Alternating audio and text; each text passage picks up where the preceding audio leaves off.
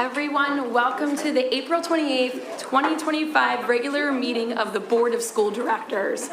This meeting is available via Zoom webinar, live stream, and is also being recorded with sound for public broadcast. All participants joining via the webinar who wish to comment will need to use the chat feature, which will be enabled during the audience recognition portion of the meeting. If you are attending this meeting in person, you should be aware that other attendees may be recording this meeting as permitted by the Sunshine Act, which means that any remarks that you make at your seat or you make at the podium will be able to be recorded by other members of the public during this meeting. The board believes in the best interest, that it is the best interest of the board and the best interest of the students of the district to hear comments from district residents and taxpayers. An opportunity will be given later in the meeting for public comment, both in person and through the chat feature, which will be read by our solicitor. When you do have public comment, I always like to add this. It is a 3-minute comment, and just always remember to introduce, just let us know your name and generally where you live in the community. That framing as well. Okay, before we get started and dive into it, it's a really exciting and happy night for us as a community. And I want to take a moment just to welcome Dr. Ranelli to the school district. So this is your first official school board meeting of the Lower Merion School District. Exactly. Thank you, everybody. I really appreciate that. We welcome you as the new superintendent. This is a vibrant, caring, and committed community. And I wanted to just take a minute and kind of give us all that framing and give you that framing as well. Our community in Lower Merion believes deeply in each other. We listen to one another. We support one another. And above all, we all put the best interests of our children first and each other's children.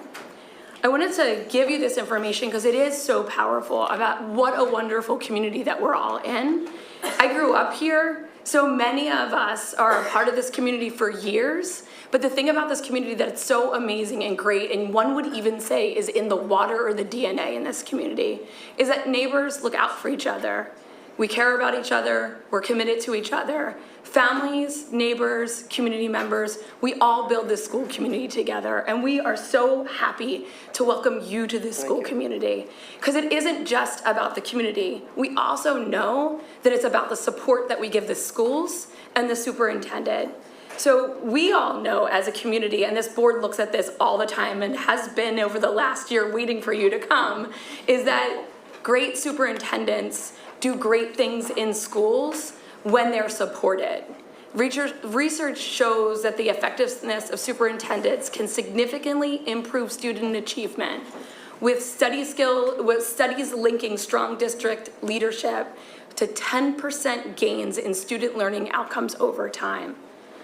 Leadership matters, and leadership needs to be supported to do that work.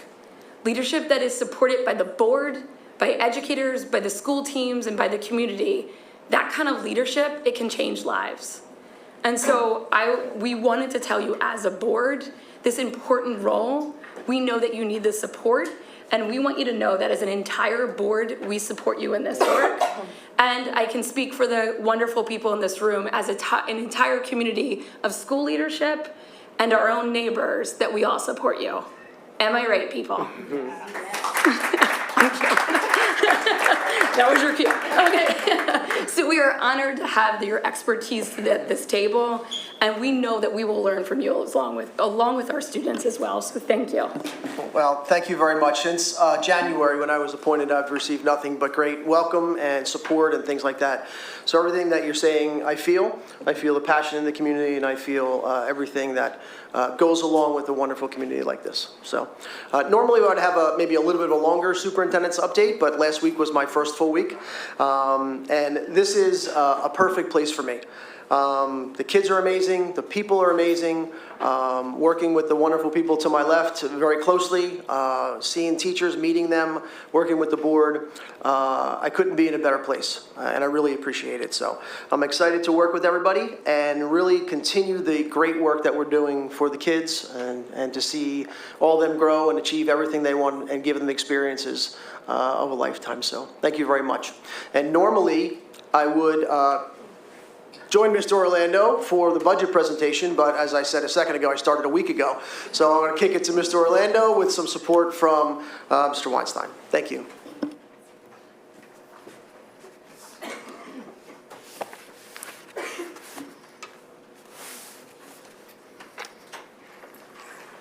He says arrow down, right? Arrow down, right? Next slide. Got it. We're good. Use that one here.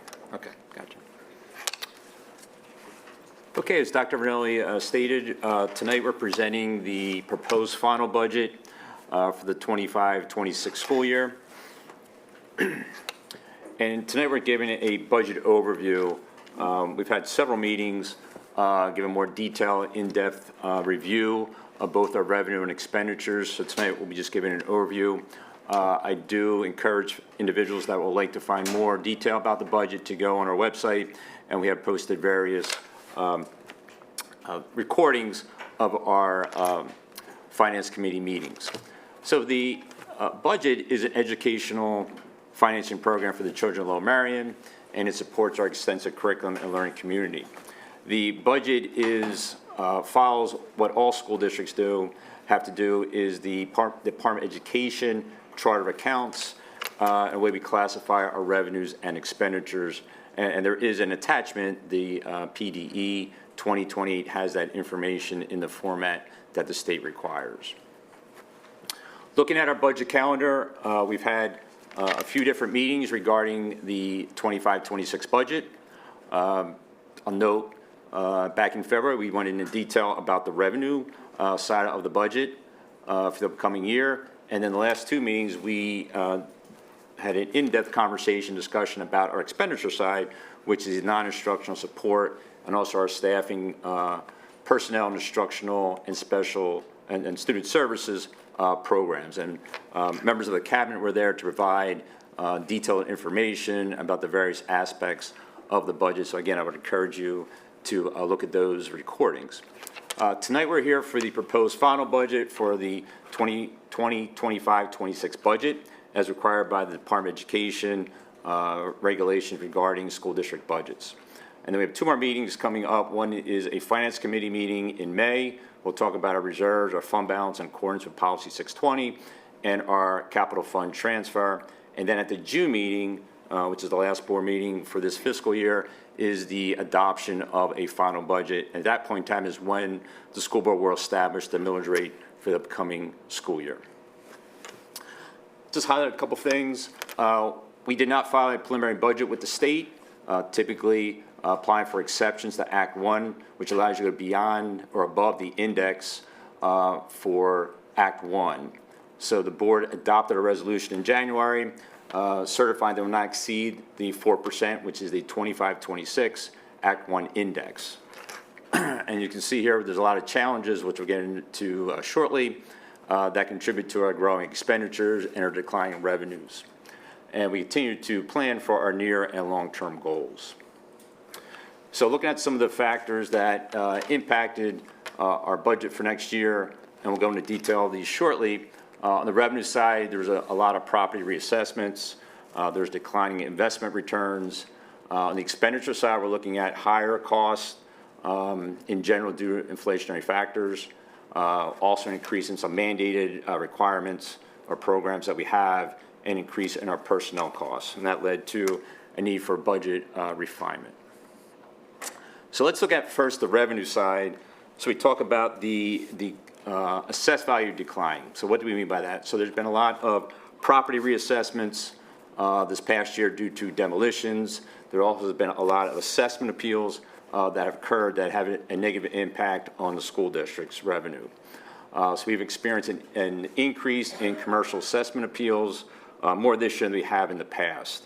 As a matter of fact, tonight we have two settlement stipulations for reassessments or settlements that require the district to refund hundreds of thousands of dollars this year and going to impact several $100,000 next year.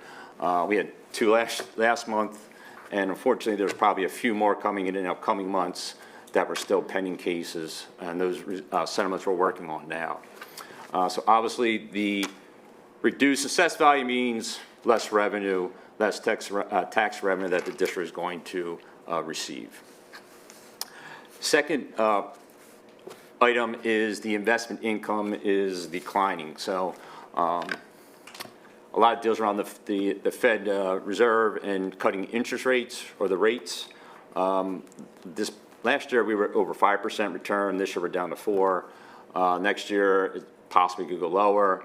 And I think depending upon when you look at the newspaper or read different articles, is the Fed going to cut the rate 2 times, 3 times, 4 times? What is the tariff policy is going to impact? So there's a lot of things that are moving.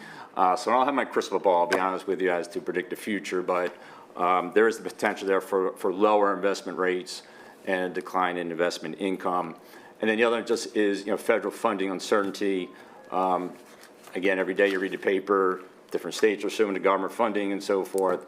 So we'll have to see how that plays out as a potential concern that we have. So where does the money come from? So if you've seen these presentations in the past, the vast majority, over 80%, comes from the local taxpayers. So that's here in Lower Merion. We get about 14% from the state right now, about 0.5% in federal revenue. We're using our restricted fund balance for the tax credits, a little over 1%. And then we have these other financing sources, and we'll talk about that later, about the sale of a one-time asset that we have. And again, we'll talk about that in more detail. So looking at a breakdown of the fund balance, the local sources, and the state and the federal and the other financing sources, you can see the top line is the restricted fund balance. That's the $4 million for the tax credits per the budget settlement. And then you can see the local sources there. We have taxes, our current taxes, our interim taxes, our real estate transfer taxes. That's the bulk of where our money is from property taxes. And you can see most of them are relatively the same. A couple items changed a little bit. Interims, which is new construction, is down a little bit from prior years. Interest income, again, we're projecting a decrease. And then we see a couple items transfer and delinquent up slightly, just because looking at what has happened historically here in Lower Merion. And we'll talk about the current real estate taxes when I talk about the property tax reduction allocation. So when you add up the local sources, that's the $273.3 million. When you look at the state sources, and there's a breakout of the state, most of them are pretty much the same, fewer up. The state share of Social Security and Medicare taxes and retirement contributions are up just because of increase in salaries. Most are the same. The only one we do note there is the asterisk, where you can see the state property tax reduction allocation. The current year is $5.4 million. The state has not released that information yet. Typically that will happen in May. And when it happens, then we will populate that particular state funding source. That will be offset by a reduction in the current taxes. So it'll be a wash. So for example, in the prior slide, we had revenues at $260 million. If you take the $5.4 million from the property tax reallocation of the homestead, if you see that on your tax bill, the net would be $254.6 million actually in current revenues for current taxes.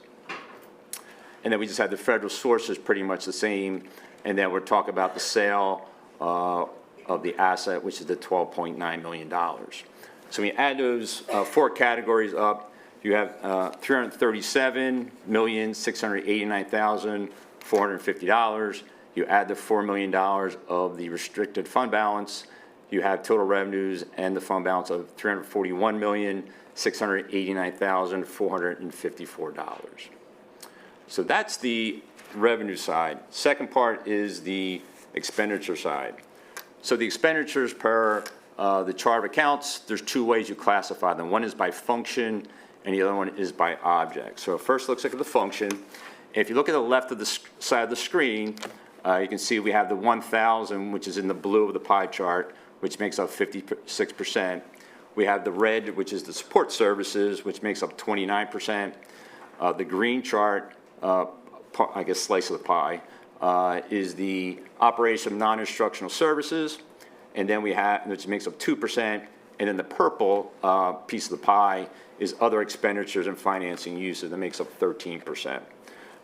And then you can see there's, they call them sub-functions that, for example, under the 1,000, the 1,100 through the 1,500, they're broken down even further. If you go to the presentations that we talked about, the last two presentations on the budget, we have those expenditures all broken down, and the one attachment in the board docs is the PDE 2028 form, which we have to report them in the sub-functions, so you can see that particular detail for that. The other way that we're required to show them is by object, and you can see on the left-hand side, the objects are 100 through 900, and I'll just point out, the vast majority of the budgets in most school district budgets is salaries and benefits.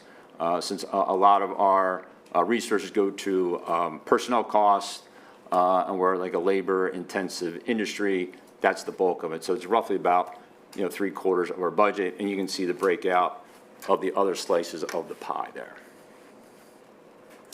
Okay, so what are the challenges on the expenditure side? So higher costs in general, and again, I'm not a predictor as far as the tower policies. One day they're on, one day they're off, when they get postponed. So that's going to impact. But we're seeing costs in general over the years that have been increasing. Mandated programs. If you look at our presentation, Ms. Fraser talked about the student services and the specialized services that we provide. That number has been increasing, which relates to the contracted transportation for specialized transportation, which we're seeing a large increase in those services that we need to provide. And the last one is personnel costs, cost of living adjustments in the collective bargaining agreement. We're also seeing healthcare costs next year increasing somewhere between 8 to 9% for where we're at the current year.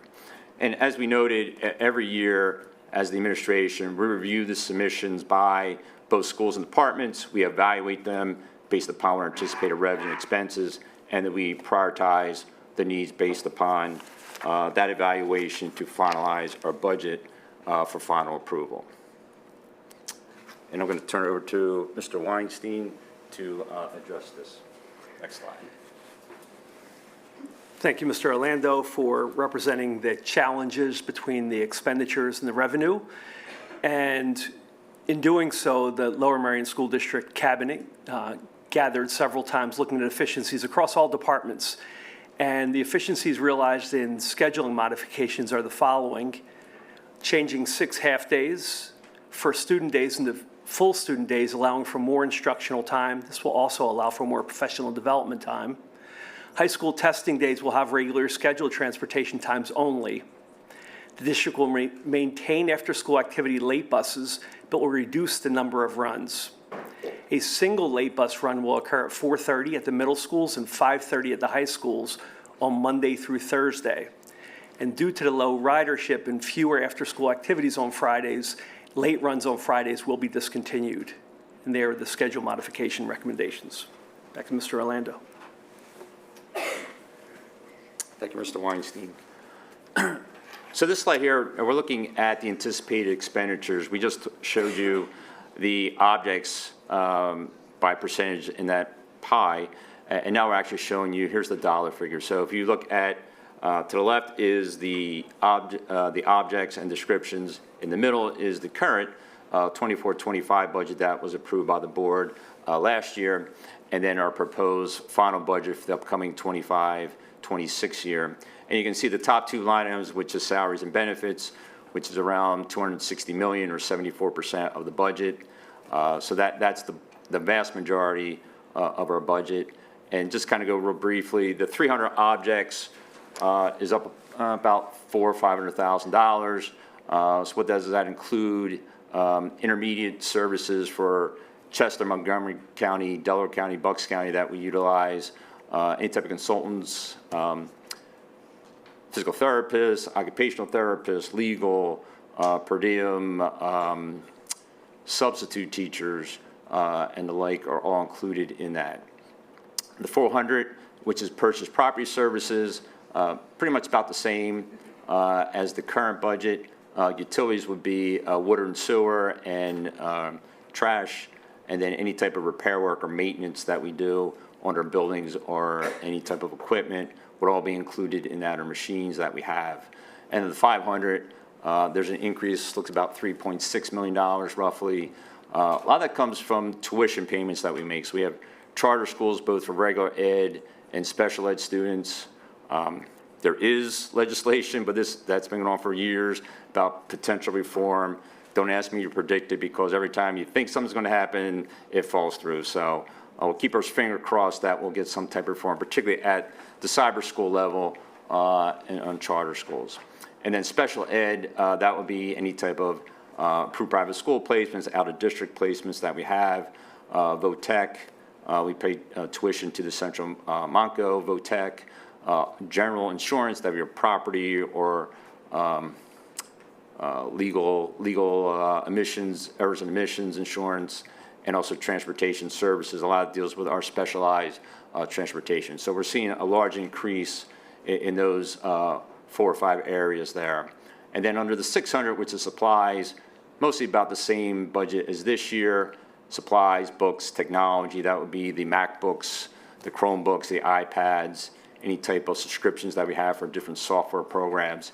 Energy would be electricity and our natural gas, as well as fuel for our vehicles and our buses.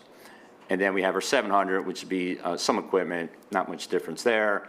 The other objects, most of that is related around interest on our debt service. So that's down slightly because we're paying more in principal, which is the 900. And the reason why the 900 is up is because of the interfund transfer, which we'll talk about shortly.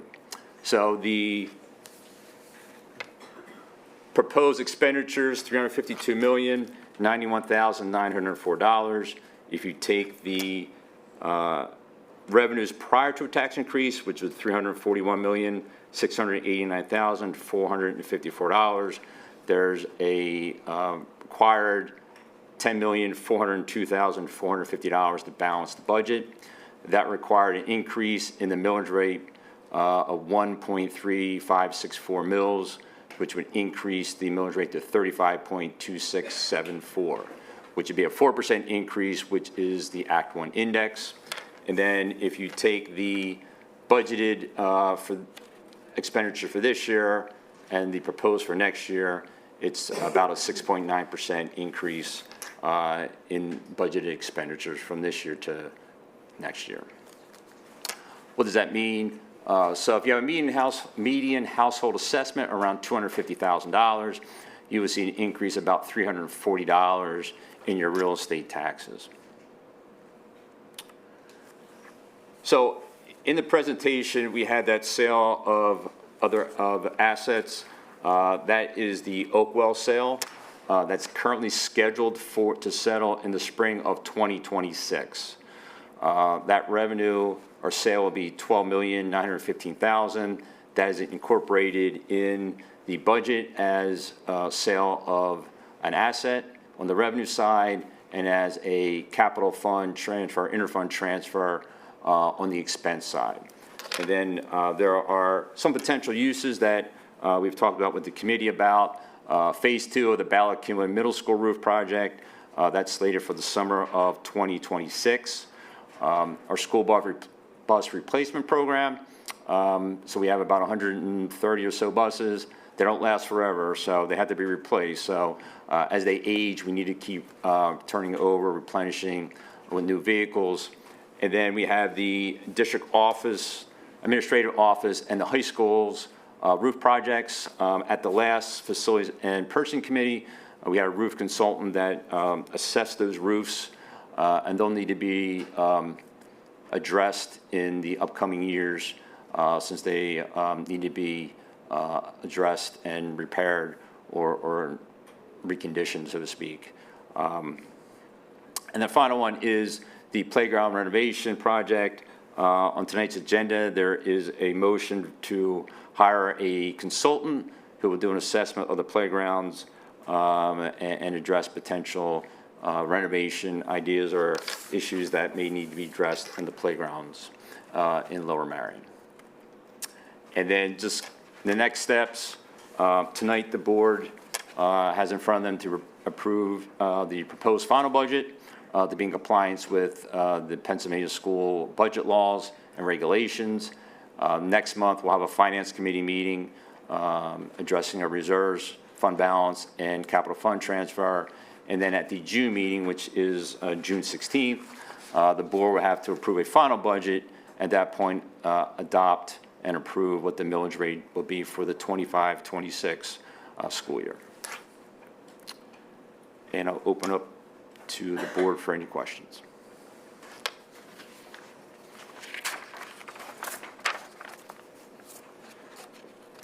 Kimberly? Thank you, Mr. Orlando, for the report. I'm just curious, maybe I missed it. What is our debt service? How much do we pay out annually for the debt service? How much do we pay out in a year? Yes. Close to 30 million. Okay, thank you. Sarah? Thanks. Just one clarification for the community on slide 14 with the schedule modifications. Just want to make sure that we understand the 6 half-days are not changing into 6 full student days. It's 3 full student days and 3 full PD days, correct? That's my understanding. Yes. Okay, thanks. I think the students were happy to hear that. Shanagad? Okay, excuse me, I'll try to be nice and quick. I wanted to say thank you. I know that this year in particular, the budget has been a big lift. I think everybody who's trying to do their own personal budget can appreciate that when you think of the scale on which you and your team are working on this. So I wanted to acknowledge all the hard work you and everyone has been doing on this. I wanted to highlight specifically to the community that there has been a long effort to do charter school reform, especially post-COVID, and with the millions of dollars our district spent on charter school tuition during the pandemic. And so if you wanted to contact your reps, your state reps and state senators and the governor's office in favor of charter school reform legislation, that would be a really great service to our district.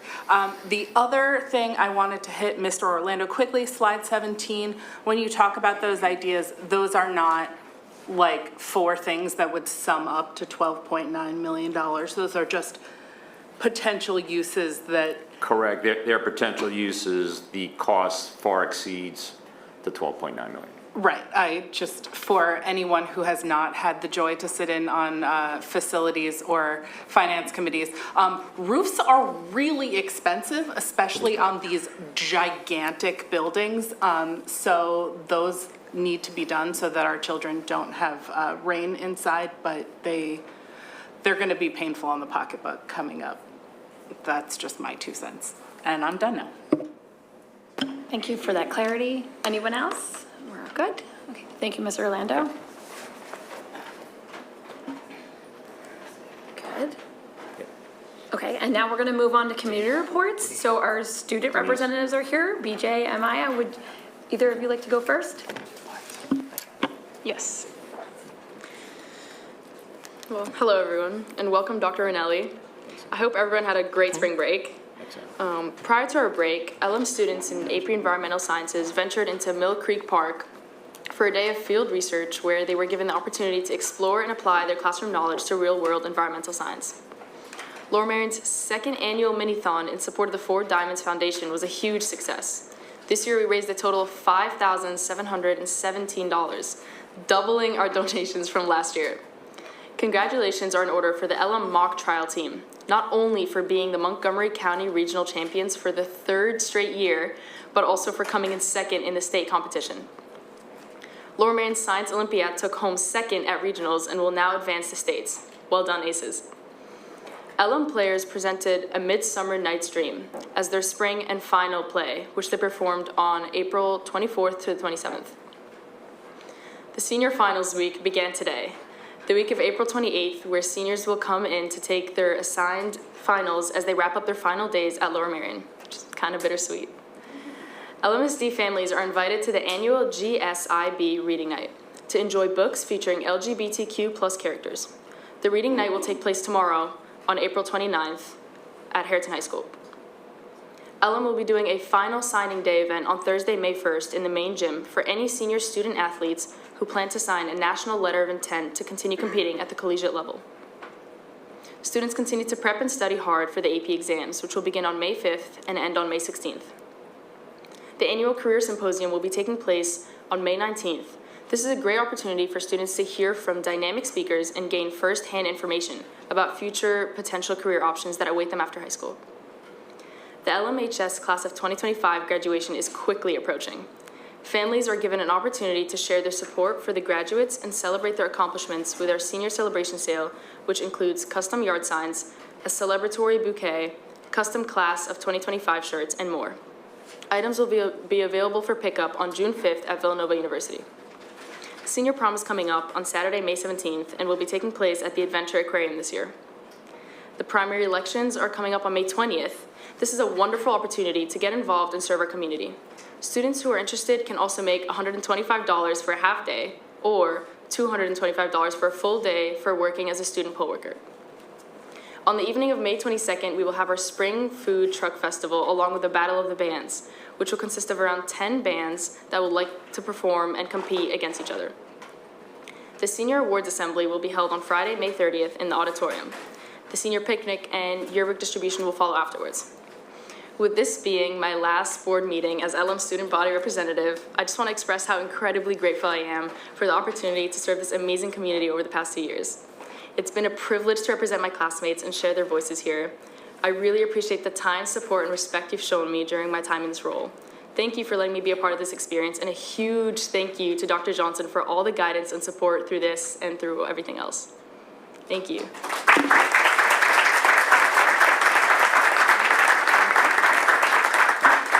And we all thank you so much for giving us all the information that happens at the school for the entire time that you've done this. But before you leave, just one more question. What are you working on for your senior project?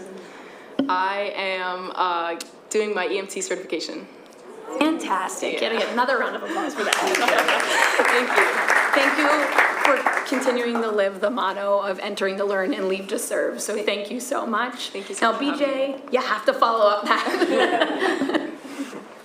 Thank you. Good evening, everyone. Thank you for having me. Let's go over some of the things that have been happening at Hareton recently.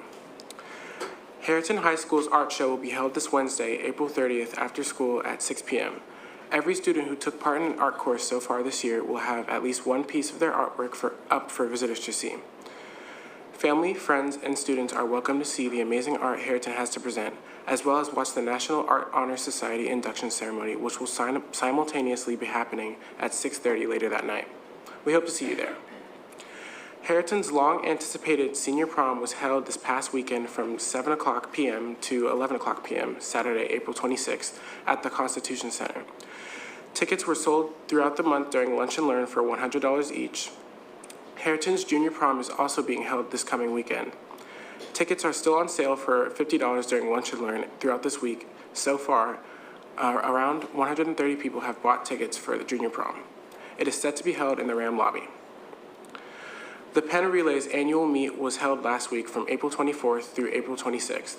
It is the longest running track and field meet, first taking place on April 21st, 1895, and has taken place annually ever since. It initially was founded to revitalize student interest in the sport at the University of Pennsylvania. The event held at Franklin Field has grown from a local track meet to an international spectacle, attracting top athletes and fans from around the world. Hareton competed in the men's and women's 4x100 and the 4x400. It was a great experience. Hareton's concert choir was selected as a feature ensemble and performed at Carnegie Hall this month on April 4th, 2025, as a part of the Harmonic Convergence concert. The choir performed the song Hark I Hear the Harp's Eternal by Alice Parker. In addition to performing at Carnegie Hall, the combined Hareton Concert Choir and Orchestra also gave a special performance at Manhattan's historic Church of the Holy Trinity on the evening of April 3rd. Last but not least, lots of Hareton students are taking their IB exams this week, which started this Sunday and will take place throughout the rest of the month. Students who are taking AP exams also have their exams later during this month. Wish everyone good luck. That's all from Harrington for this month. Thanks for listening, and have a great evening. Thank you so much, Jack. We're going to add that in every time now. So thank you two so much. Maya, we will miss you very much. But BJ, you're coming back. So, right? You're not leaving us. Great. Okay. Just confirming we can't handle that all at once. Okay. Now you two also can leave right now. So we'll let you slide out. And we're going to do some committee reports. Todd, I know finance was pretty much your wind has been taken from your sails, but would you like to do any updates? We just talked about everything that Vic just talked about, and that was beautifully presented, so I don't really have much to add beyond that. Thank you, Todd. Thank you. That was difficult. Thank you, Vic, for helping him out there. Policy committee meeting, Anna? Good evening, everyone. So the policy meeting committee, we met on April 11th, and the focus of our meeting, the majority was spent in discussing artificial intelligence. We had some great presentations from our tech leaders across the district to talk about the policy that's currently in place and how we're thinking about continuing to learn from experts in the field and best practices in education and evolve our policy and bring in voices of community experts that can help us continue to focus on it while centering students and their experience for now and into the future. We'll continue to look at, it was just a first reading, so we'll continue to look at the policy and our ARs. We also moved forward and took another quick look at the administrative regulation for student activities. As you might recall, over the past few policy meetings, we've had presentations and looking at the vast array of opportunities we have for our students across the district through the great support of our teachers and administrators. And so we are focusing on ensuring that the regulation just memorializes the great work that we're able to continue in a way that supports the needs of all of our students while being financially responsible along the way. And finally, we have our next policy meeting this coming Friday, and the focus of that meeting will be on our behavior support policy 236, which we are working in deep partnership with the Community for Special Education and co-developing the policy and the ARs and continuing to work with our educators in the classrooms in the district at central office, and then most importantly with leadership from CSE. So we'll see you there in this room at 9 o'clock. So thank you so much. Wonderful. Thank you. And the curriculum committee update, Sarah? Yep. Here you go. So curriculum committee, we went through some textbook approvals that are on the agenda for tonight. Wanted to just note the math textbook for K-4. We will be piloting some new math programs next year, so we're going to extend our current math textbook, the investigations program, for one additional year while we're piloting some new programs next year, and then hopefully be able to make a decision for the following year about a new textbook for elementary math. And then we also spent a good deal of time talking about our math sequence. There was a lot of math at curriculum this month. And discussing a possible shift from covering, going to cover 3 years of math over a 2-year period instead of 4 years, or, yeah, is that right? 2 years, 3 years of math in 2 years versus our current sequence, which is currently we have math 7, 8 is done in 1 year, so we're looking to split up that 7 part into math 6 and 7A and math 7B and 8 as 2 separate courses. We will be continuing that discussion at the next curriculum committee meeting. There was no move forward at this point, so we're bringing it back to have a final discussion. There was lots of community questions, board member questions about it, and we look forward to continuing that conversation at our next meeting, which will be May 12th at 7 o'clock. Thank you so much. And our last committee update is facilities and purchasing, and Jason. Thank you. We had a very productive meeting. We discussed the list of bills, the purchasing report, which included some two-way radios for Gladwin and Penn Valley elementary schools. We also included in that was tree removal. It was brought to our attention that several of the trees on Oakwell were having issues and threatened the house. So it was suggested to have those trees, those specific trees removed to protect it. We also talked about the common market agreement, which is another vendor to use for food on our, at our schools. We also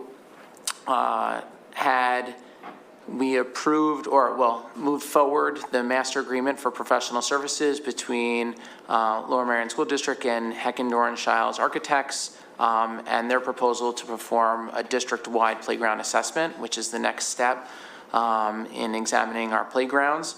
And we also had a presentation on roof conditions regarding the assessment that was performed. And we learned that the district administration building was in probably worse shape or similar shape than we thought it was going to be in.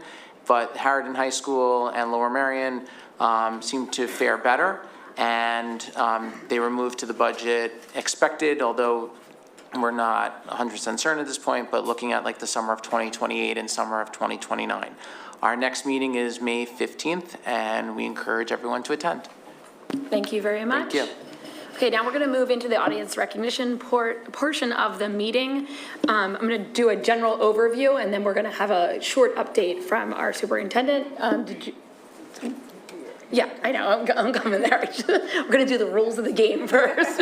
At this time, in 1 minute, we will hear public comment. If you would like to speak at tonight's meeting and have not signed up with Ms. LaPere yet, please do so now.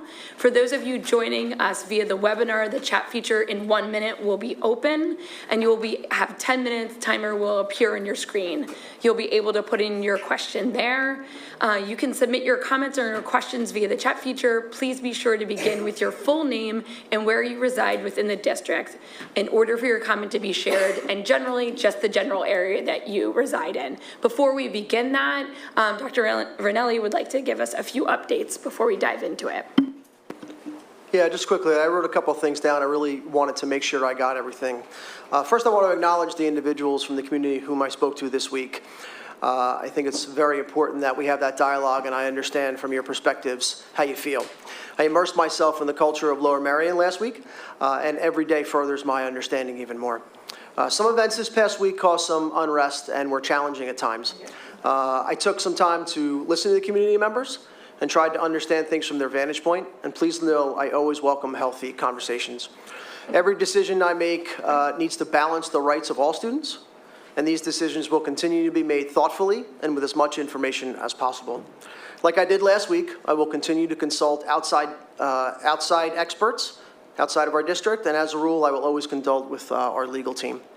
There's a place for everyone in Lower Merion to feel safe, welcome, and valued. Part of my job is to find that balance and align the procedures and policies that drive all those decisions. At every board meeting, the audience recognition is an important part, an important way for us to hear concerns. It won't, however, be a question and answer period. Please utilize the time to express your concerns and send your messages, but please know and be really sure that the concerns that need to be addressed will be addressed by me personally. Thank you. Thank you very much. And so now we will open the chat for 10 minutes for everybody to put in their concerns and share their comments, or any positive accolades as well. We'll take them. And Denise, when you are ready, just let us know. Yes, please. We're going to start with our student. It's Andrew Stern. And then after Andrew, I don't think there's any other students. And if there are, just please, okay. We had a student list. Did you sign in? It's okay. If you're a student, just stand up here for me, and then I'll make sure I write your name down when you come. Thanks. Good evening. I'm Andrew Stern, and I live in Marion Station, and I'm a senior at Lower Merion High School. So before I get into my main concern, I just want to introduce myself a little bit. I've been on the baseball team for all 4 years of high school, and beyond that, I'm president of Lower Merion's mock trial team, and I'm deeply involved in the local Jewish community, serving as a staff member for the Diller Teen Fellows Program at the Kaiserman JCC, which is a Jewish teen leadership program. I'm here tonight because District Policy 130 was violated by Lower Merion High School baseball coach Colin Quinn. Policy 130 states, care should be taken by athletic coaches not to directly or indirectly pressure students to prioritize sports or activity participation over religious observances. Along with the fact that on the district website, under coaches' expectations, it says, encourage student athletes to experience high school in a well-rounded manner. Foster their interest to pursue other options in addition to your specific sport. On April 4th, I received a remind message from Coach Quinn, essentially stating that I had missed too much practice and he was removing me from the team. What was so deeply wrong with this message was the fact that it didn't take into account that all of my absences were excused and covered under Policy 130 and the coach's expectations. I sent him an email on February 24th with a list of all of the practices I would miss due to mock trial regional and state competitions. Come April, I had to miss practices due to commitments for my Dillard Teen Fellows program, a religious organization. On April 4th, I sent a remind message letting Coach Quinn know I wouldn't be at practice that day or the next as I was on a weekend retreat with the Dillard Teen Fellows. His message kicking me off the team was what followed. Coach Quinn had over a month to let me know if there was a problem with the quantity of practices I was missing, but failed to do so at any point along the way. The fact of the matter is that I was kicked off the baseball team for missing practices due to mock trial commitments and Dillard Teen Fellows commitments. The mock trial absences fall under the coach's expectations that they will encourage student athletes to experience high school in a well-rounded manner, and the Dillard Teen Fellows commitments fall under Policy 130. The problem is that Coach Quinn needs to face consequences for his actions. I was told by Lower Merion Athletic Director Jason Stroop that my family cannot be made aware of the disciplinary action Coach Quinn would face, and that he definitely would not be suspended from the team. There is a complete lack of accountability here. How can a coach so blatantly violate district policy and expectations and not be punished? I'm here tonight to urge the board to investigate this incident further and to ensure proper punishment is enforced. For someone who is so involved in the LM community, I am appalled and completely disappointed in the lack of respect I was afforded. Thank you for your time, and I implore you to take action.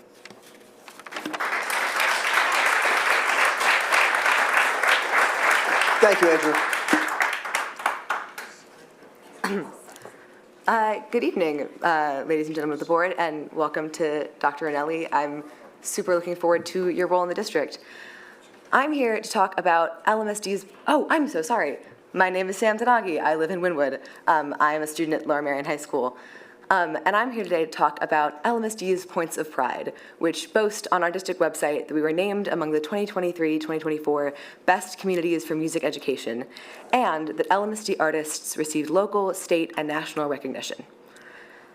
And at the same time, as those are things that our district takes pride in, I was recently made aware that the district will not be rehiring replacements for retiring teachers and will be forcibly is maybe a strong word, but will be mandating a transfer for many teachers at LM over to other district schools to account for changes in enrollment and the previously mentioned $5 million budget deficit.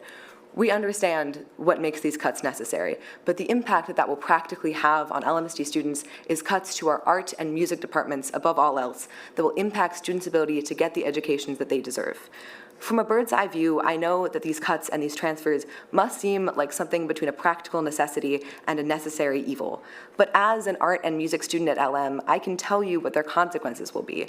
We're losing classes in film and photography and communication design, which is a graphic design program that I did all through my 4 years of high school and will continue to do in college.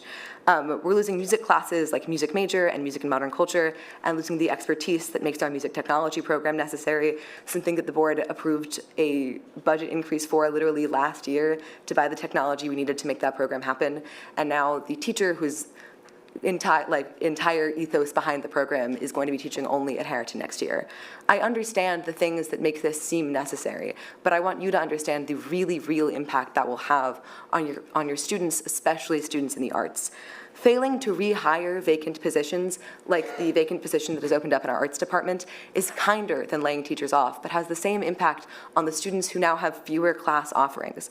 I never thought I would be at a Lower Merion school board meeting imploring you to think about the value of the arts in public schools. I never could have imagined writing the headline, "Budget Shortfalls Lead to Arts and Music Cuts" in the Marionite, and I never could have imagined that I then had to revise that headline when I learned that it wasn't just arts and music being cut, but our communications programs and teachers in many departments being transferred to other schools in the district. Our teachers, most of whom do not live in LMSD, cannot come here and advocate for themselves, but you should know how deeply loved they are and how vital every single one is to LM's community. I understand that it must feel like your hands are tied untie them. I know it must feel like you have done everything, and I am begging you to do more. I'm saying that if you transfer beloved teachers out of their communities, if you allow programs to die and departments to shrink, you don't just abandon what makes this district great, but you abandon the people that make this district great. Thank you. Have a wonderful day, and welcome to the district.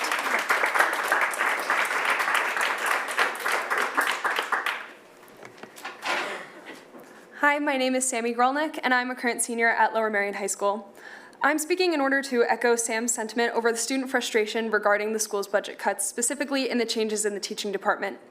Though I'm upset by all these changes, one I'm particularly inclined to discuss due to my personal experience with him as a teacher is Mr. Cooperstein, or Coop, as most endearingly call him.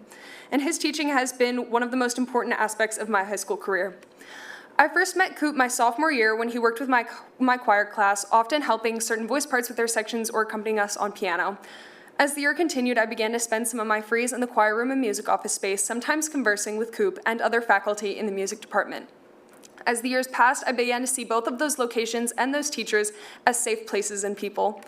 I never understood on school surveys who could possibly have an adult in school they would feel comfortable talking with, until I met Coop. Coop has supported me through my greatest triumphs and greatest tribulations. He's been there for me when I needed advice, a smile, or someone to listen to when I cried. High school has been a wonderful but challenging time, and I'm not sure I would have been able to get through it all without the support from my teachers, specifically those like Coop.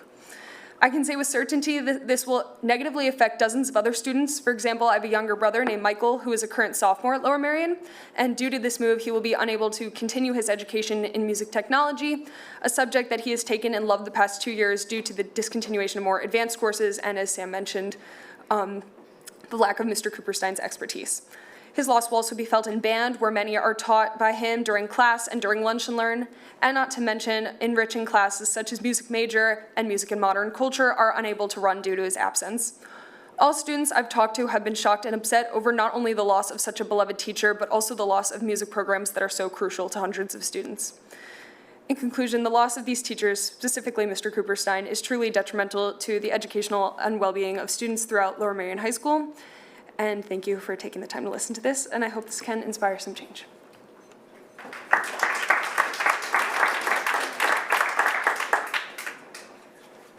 Okay, now we have Jason Weinberg, Esther Schwartzman, Michelle Vessel, and Rabbi Adelson. I hope I said that right. The printing's a little sketchy.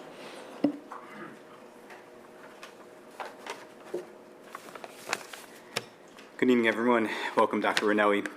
My name is Jason Weinberg. I'm a parent of a high school freshman and a 7th grader at Ballacoonan Middle School. I've also been a high school teacher in Philadelphia for the last 13 years. On the way back from a field trip to the Museum of the American Revolution, while walking up 56th Street from the L, I heard a man calling out to me. I paid him no mind, so he started yelling his message. Stop killing those babies in Palestine. Free Palestine. Stop killing those babies. I was upset. I was afraid. I kept walking while he shouted after me. Why connect me to Israel? Simply because he could tell from my kippah and my tzitzis that I'm a Jew.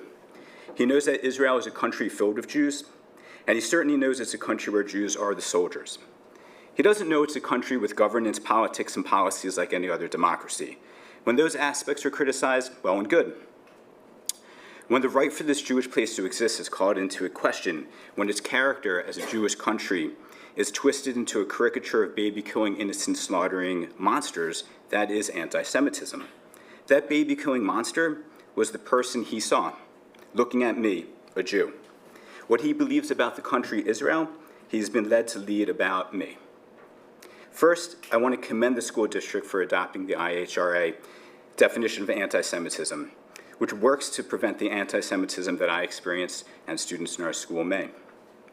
Now your entire community, Jewish and not, needs you to lead. Show the courage it takes to follow through with this IHRA definition of anti-Semitism. Unsafety from anti-Semitism touches all our students. Our kids are amazing learners. They will learn valuable lessons from this community's lack of clarity regarding anti-Semitism. First, they see their teachers can't give them reliable instruction or answer questions about it accurately. So it must not be important for them as students to learn about it. Our students also draw conclusions that we just don't care if they grow to speak or act anti-Semitically. Yet worse, they understand that painting a Jewish country and its Jewish inhabitants as genocidal, purposeful civilian slaughterers is accepted and encouraged by our district. This is beyond just Jews and our safety. It is about your entire community of learners. Anti-Semitism is not a vacuum. If you're not certain what it is and able to teach against it, you will raise up students who espouse anti-Semitism. What happened to me walking down 56th Street, being accused of killing Palestinian babies because I'm a Jew, that's terrible. Far more terrible is the risk of raising our students to be that man by refusing to give them an appropriate education regarding anti-Semitism. I challenge you to be courageous leaders. Provide definition of anti-Semitism with clear examples according to the IHRA. Give teachers tools to teach against anti-Semitism in the 20th century. Give them tools to recognize how it looks right now in our school, papers, our clubs, our guest speakers, our classrooms, and help end it. Thank you.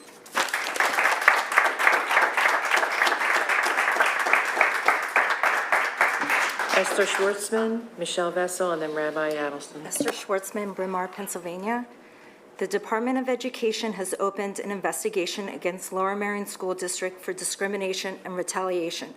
What are you doing to end Jew hate at Lower Merion School District? Does the board agree with the decision to exclude the Israel flag from the Manasseh Club? Thank you.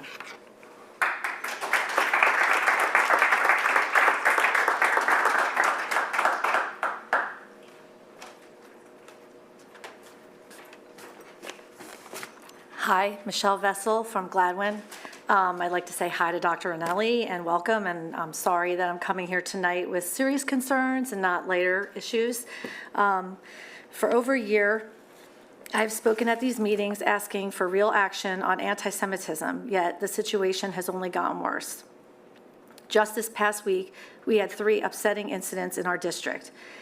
It is exhausting for us as parents to constantly have to chase down the administration to remove an anti-Semitic art display or to object to speakers affiliated with groups like JVP and SJP that spread hateful propaganda against Israel and Jewish people. While I appreciate that LMSD adopted the IRA definition of anti-Semitism, it is clear that much more is needed for real training and clear guidelines. Recent incidents show there is still much room for interpretation and not enough leadership. Too often, the administration cannot recognize the difference between free speech and anti-Semitism. Student-led clubs have teacher sponsors, but it's unclear what real guidance or oversight they provide. We urgently need policies that address how speakers are vetted and how club activities are supervised. Bringing in a speaker, even if they promise not to discuss inflammatory topics, is not enough.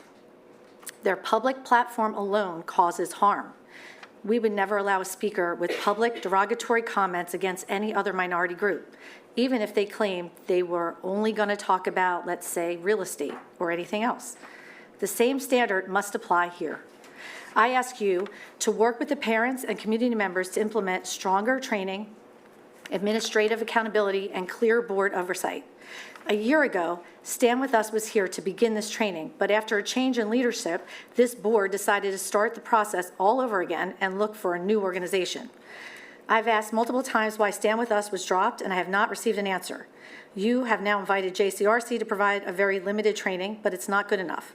I'm requesting ongoing professional development for staff provided by a recognized organization that specializes specifically in anti-Semitism education, and to expand educational effort to students, including Middle East history, taught accurately and responsibly.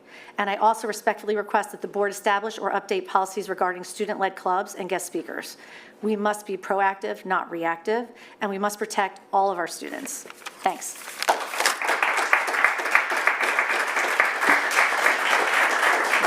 Rabbi Adelson, then Kim Lipsitz, Jamie Bassman.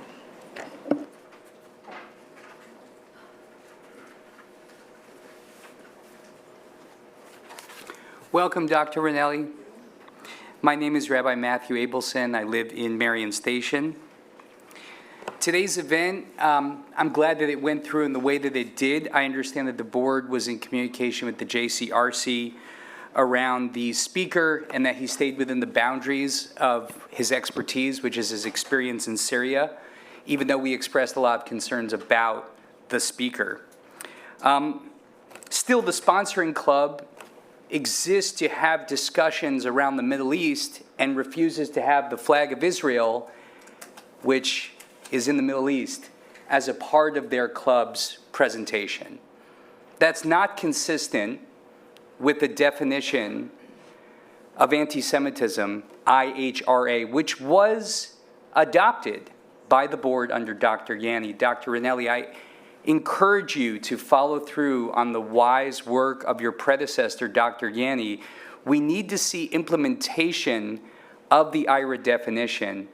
Just a little background on the IHRA definition. It arose in response to a conference against racism, of all things, in South Africa, of all places, in 2000, which turned into a hate fest against Israel and the Jewish people. And at that point, American Jews and the Jewish community worldwide realized that we were in the third iteration of anti-Semitism. The first was religious, emanating from verses in the New Testament and the Quran, a religious form of anti-Semitism. The second iteration was pseudo-scientific racial.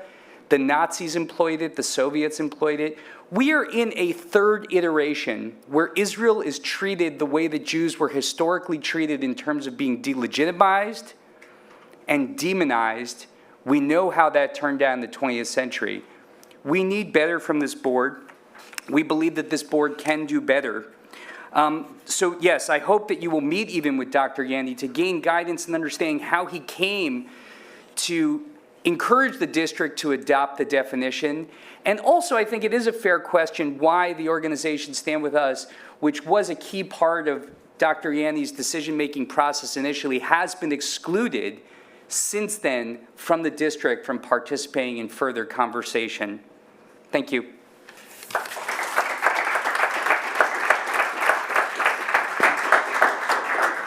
Kim Lipsitz, then Jamie Bassman, then Amanda, I think it's Gill at the end. Hi, Kim Lipitz, Narberth. Welcome, Dr. Ranelli.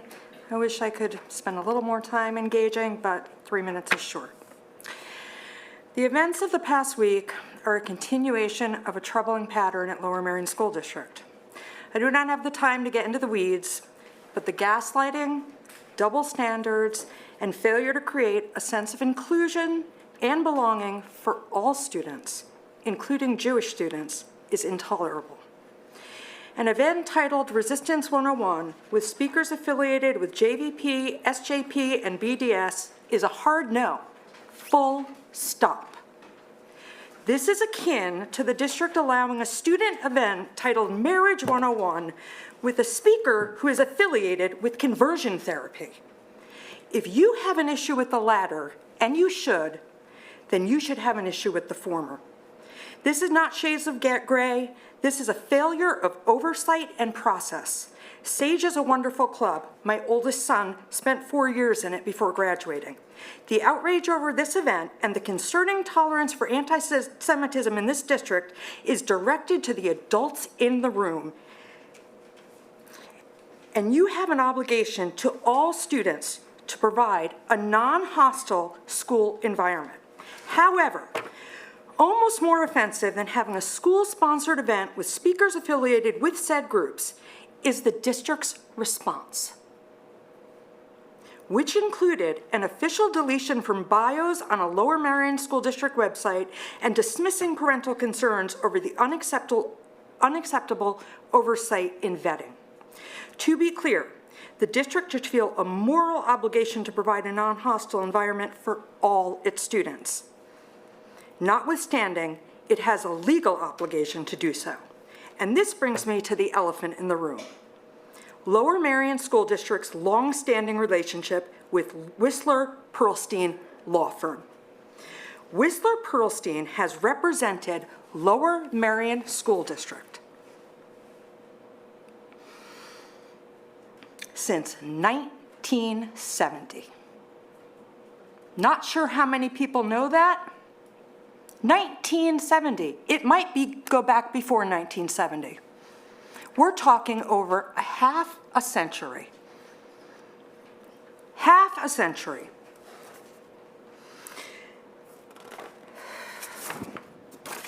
There can be no real cultural change here until our district cuts this umbilical cord. It is overdue, and there are many parent groups that will clap for this.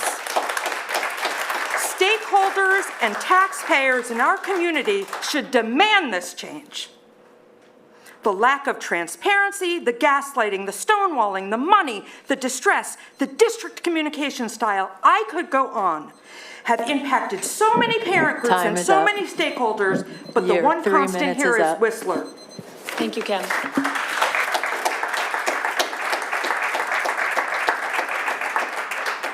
What she said times a million. It is time to get rid of that law firm. Jamie Bassman, Ardmore. I actually came here initially for a wonderful 5-year-old that I had the pleasure of working with when he was very young as his occupational therapist, but I'll get to that in a moment. How a society, how a community treats its members who have disabilities tells you what you need to know about its priorities. A budget is a very clear example of priorities, as we've seen nationally, as are the topics prioritized for discussions at meetings such as this one. Over a year ago, the last time I stood here, advocating for necessary revisions to Policy 236 regarding the use of behavior supports, including restraints and seclusion for students with educational disabilities. At that time, Dr. Yanni was the superintendent here at LMSD. Over a year later, discussion of Policy 236 at the relevant policy committee meeting has been pushed back over and over. And meanwhile, in Dr. Yanni's new district, a systemic district-wide failure in Central Bucks to protect autistic nonverbal children from abuse was uncovered. A significant aspect of this failure included confusion over whether practices such as watching a naked student masturbate and laughing at them, or holding them down and denying them water when thirsty, are actually appropriate educational strategies. That is why 236 is so important to be discussed. Central Bucks School District is no different than any other school district, except that it had a whistleblower, and the abused individual was the child of a board member. This happened in Central Bucks under our former superintendent. It can and does happen elsewhere every single day. Why is the board hesitating even a second to publicly discuss this fully and substantively in committee? It has been over a year, and I hope this Friday you can have a substantive conversation it deserves, and not pushing it until the end for a 5-minute discussion. I would also like to know, again, about my friend. I wish I was able to have a picture of him because you'd fall in love with him too. And he's not the only one. When and whether the district budget, this is not just about playground renovations, okay? But the playground renovations need to reflect accessibility as a significant priority with playground renovations, okay? It's very easy for everyone. Nobody here had to think about getting here tonight. Most kids don't have to think about whether or not they can get onto the playground. That's not true for all of our students. There is no diversity, equity, and inclusion if someone cannot physically or otherwise fully access the playing field. People with disabilities deserve dignity and respect and equal access to all educational environments. Thank you.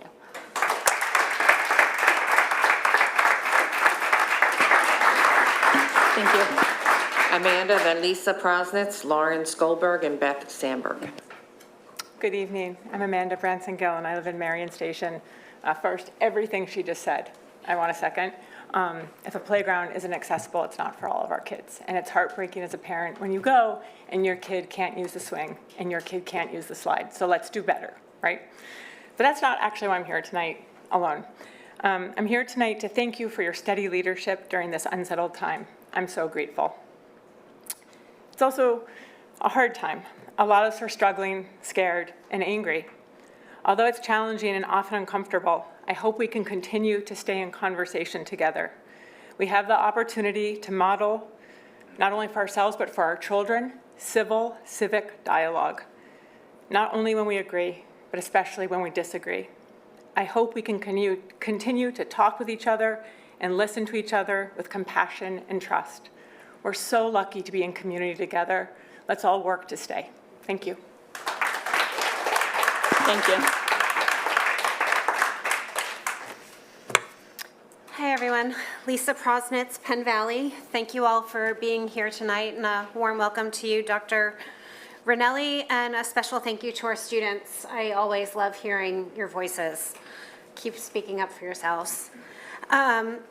While I do have questions regarding Monday's curriculum meeting and the upcoming policy meeting and budget priorities and legislative issues and program eliminations, I'm here to speak about some other very prevalent and disruptive patterns that I'm seeing here in Lower Merion, which are prohibiting us from doing the real work necessary to provide our kids with a solid education. I should add that while I am co-president of the Interschool Council, I am speaking solely on my behalf. Student-driven schools and critical thinking skills. We talk about these things all the time, but what do they mean? I can say that they are two values I know our community says that they value. And yet we've been faced with several situations in very recent years where we've lost out on the opportunity to hear their voice and use it to help our students learn how to think critically about this crucial time in their lives. The Marionite articles were a prime example, and for our students, I advocate for more. Was Mr. Omar El-Shogray an acceptable speaker for the Manasa Club? There are strong opinions out there, but we have to be able to start the dialogue and let our kids witness what we are doing. But to have made the unilateral decision to exclude students from the program, which I did hear was reversed, and I'm grateful for that, but because parents expressed concerns that were worthy of discussion, that was the worst thing that could have been done. It sent the awful message that there are Jewish parents who don't want his story told, and that's not the story.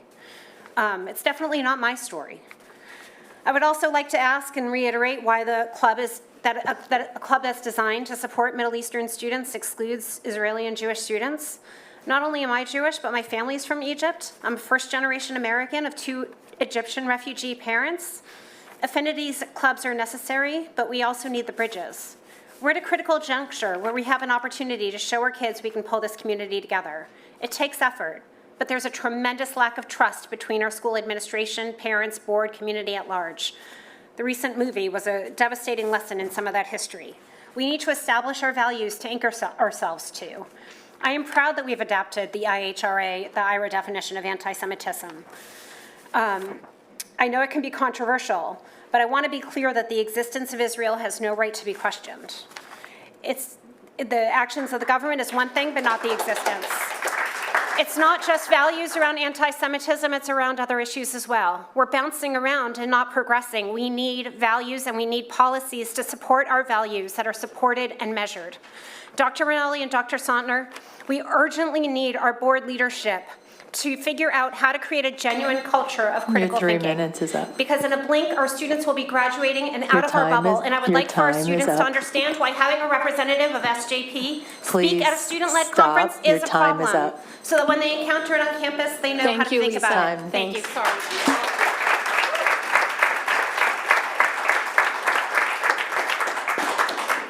Lauren Goldberg, Beth Sandberg, and then Sana Garner. Good evening, Dr. Vernelli, members of the school board and community. Say about 500 times I was sitting on the other side of the dais here. I'm Lawrence Goldberg from Narberth. After a 25-year career, nice to see you, Mr. Orlando. After a 25-year career as an administrator in other Montgomery County schools, this is not my first rodeo. I'm familiar with districts. I'm familiar with policies. I'm familiar with the way things normally are. To be or not to be? That's the question, right? Or to put it in the words of another great wordsmith, it really depends on what the meaning of is. So you have this club at Harriton High School, where we have a student, the Manasa Club, Middle East North African Student Association. I've also seen it referred to in other district publications as the Middle East North African South Asian Student Club. So I'm not sure which of those is the official name, but it's clearly something that's centered around the region of the Middle East. 2 weeks from 77 years ago, Israel became part of the Middle East. Some of you may have strong feelings about that being a joyful event, that being a difficult event, that being a tragic event. I'm not really interested in those. I'm not really interested in rehashing that. I don't see where it gets us.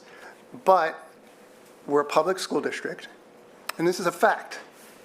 Israel is part of the Middle East. So the students created this club, this Middle East North African Student Association, and they determined, and according to what I heard from the principal, that both the principal approved and the students determined that Israel would not be included in that. The Israeli flag is not allowed to be shown. China, to my knowledge, unless they've rewritten the map, is not part of the Middle East, nor is it part of South Asia, nor is it part of Southeast Asia. The Chinese flag appears, the watermelon logo, which is the symbol of the Palestinian flag, appears. A black box with a gold ribbon, which is the symbol of the Hajj to Mecca, appears. So clearly this is not a Middle Eastern group. This is a religious group. The Middle East is a multicultural region. It's got Jews in it. It's got 15 to 20 million Christians in it, and it's got a big Muslim population as well. If this group is truly about the Middle East, then how can you possibly exclude Israel, the Israeli flag, the Israeli identity, deny the existence of a country, and not have that be seen as discrimination? Thank you. Thank you.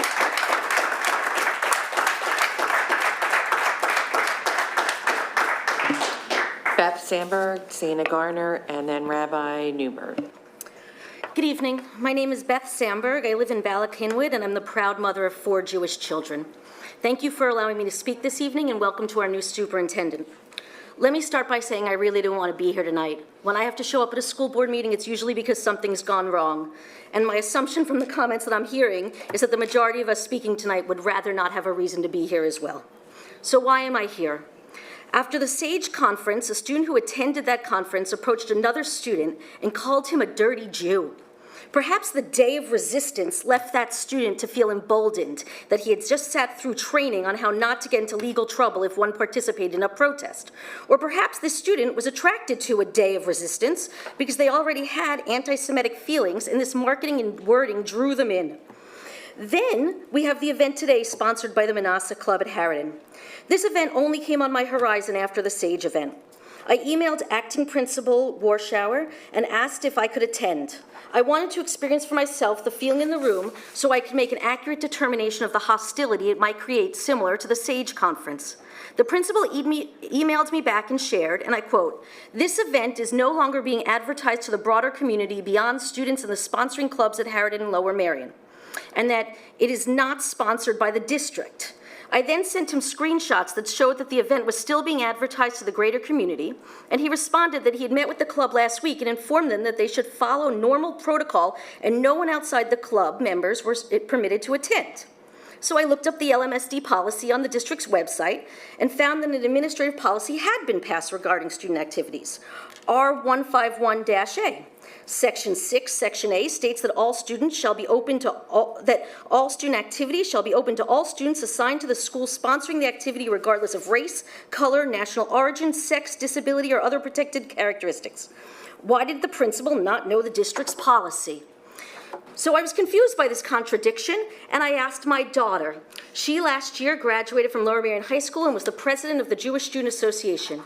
She informed me that the JSU had to allow everyone, even non-club members, included those who had harassed her regularly in the hallways and would intentionally cause issues for the Jewish club, into those meetings. So I ask you why these policies are not uniformly enforced throughout the board. This is an obvious double standard. I recently saw a podcast where 4 of the candidates running for the school board were interviewed. 2 of you were featured on that podcast. 1 of you spoke about your own experience of anti-Semitism when you were a child at school. How is it that you can claim to understand this issue so personally and then so clearly continue to ignore the needs of our children experiencing the same feeling of being treated differently? What needs to happen for the district to finally listen to our concerns and act upon them? After the last 18 months, there's little to no trust left for many of the parents who are here tonight, and I can't say that I blame them. Please start doing your job, or perhaps it's time for you to resign and let someone who will take your place. Thank you Our so much. children Your deserve time is more up. than you are providing. Thank you so much. Your time is up.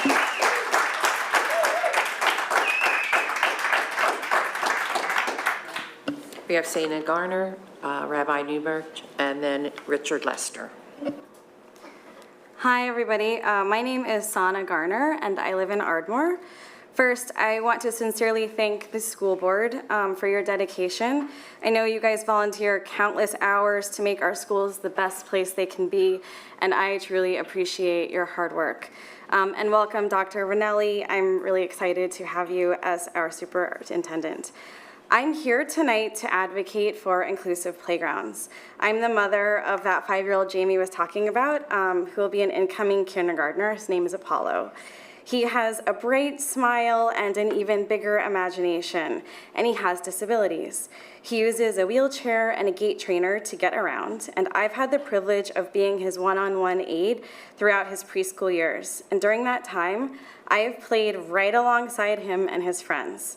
I've seen firsthand how vital playgrounds are.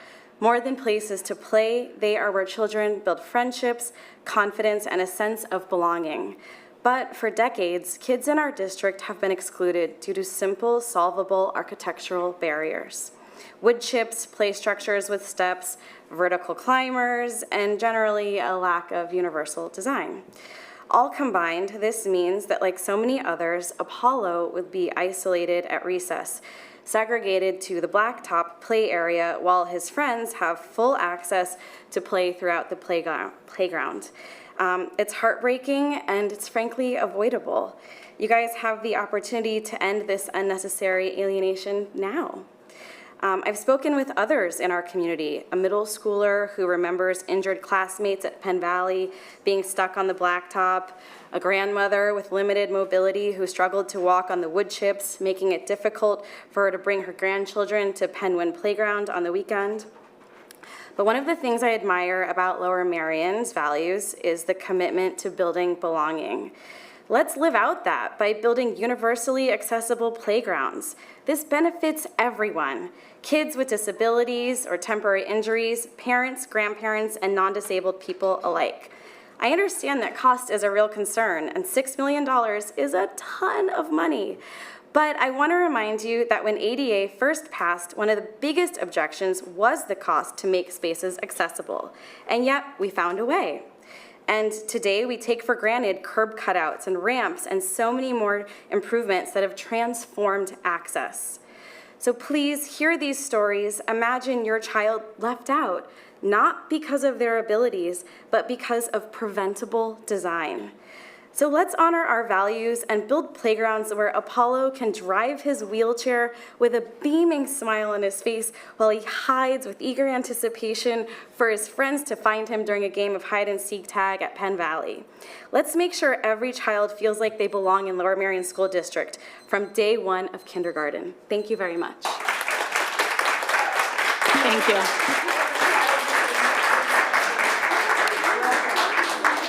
Rabbi Newberg, and then I'm sorry, I missed Rabbi Ackerman, and then Richard Lester. I'm Rabbi Jerry Newberg, Bala Kinwood. I'm also the senior rabbi at the preschool where Apollo is with us, and he is the most precious, joyous, gorgeous ray of sunshine. But on to other matters. And I'm Rabbi David Ackerman, Penn Valley, and I get to claim Jamie Bassman as a member of my community. Good evening. We thank you for this moment to speak to the community. As rabbis who lead congregations in Lower Merion, we're grateful to those who have been working to build greater understanding of the difficulties and challenges facing the Jewish community, especially in a post-October 7th world. We are grateful for the grassroots efforts provided by the participants in the Jewish Family Alliance, perhaps better known as the JFA. People in our congregations are understandably scared and feeling unheard. We, the rabbis of this community, have also been working tirelessly behind the scenes with board members, administrators, and students to provide support and guidance as various concerns and issues develop, and we will continue to do so. As Jewish leaders and members of the Lower Merion community, we are deeply committed to the principles of critical thinking and open, nuanced dialogue, and advocate for a comprehensive approach within our school system. No community is monolithic. We are committed to ensuring the safety of the Jewish people and building solidarity with our diverse, dynamic community, and we thank you. Thank you.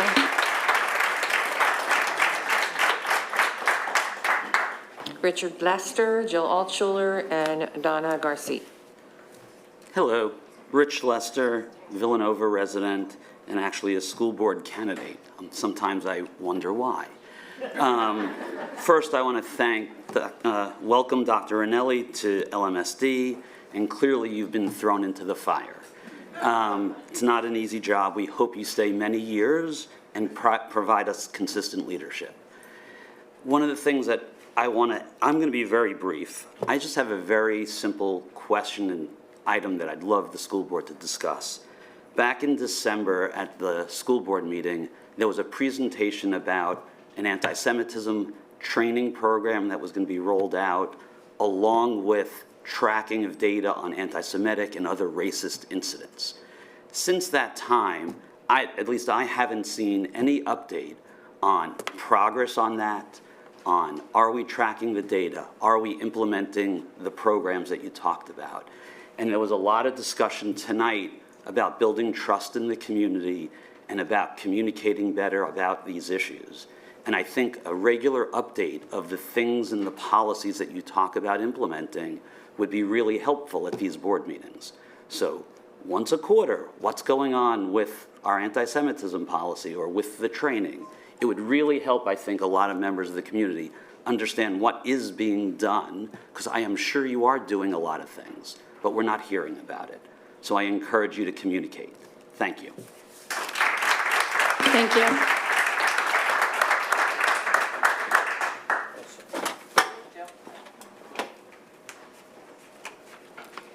Jill Altshuler, Marion Station. Hi, everybody. Welcome, Dr. Ranelli. With all of the misinformation and disinformation that exists regarding anti-Semitism, Israel, Zionism, not to mention the Arab-Israeli conflict and the current war, I would like to attempt to tackle one piece as best I can in less than 3 minutes. I'm hoping this information will help people understand one reason why many Jewish parents and students were upset and alarmed about the SAGE conference last week.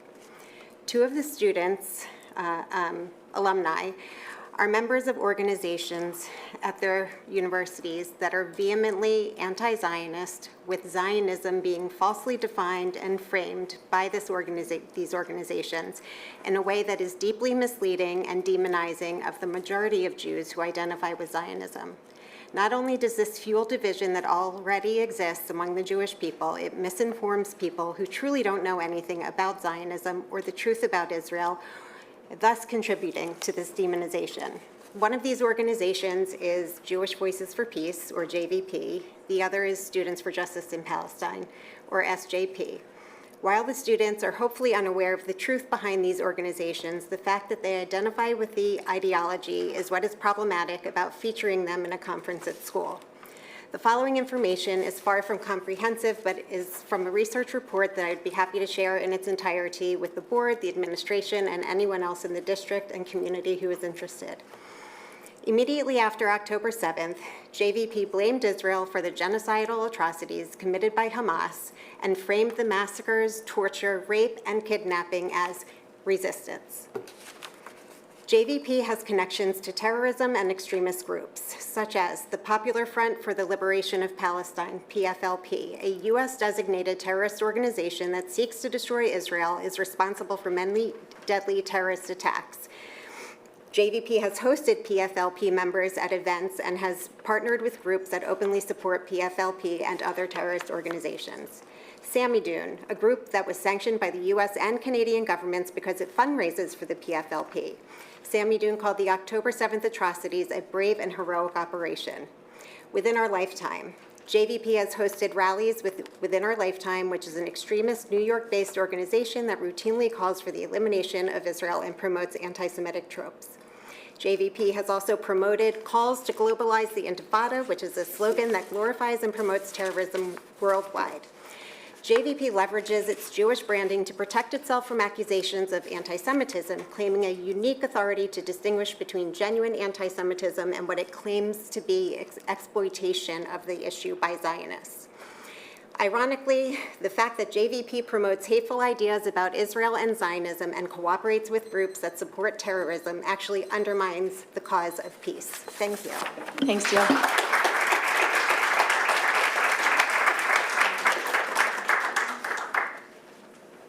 Hi.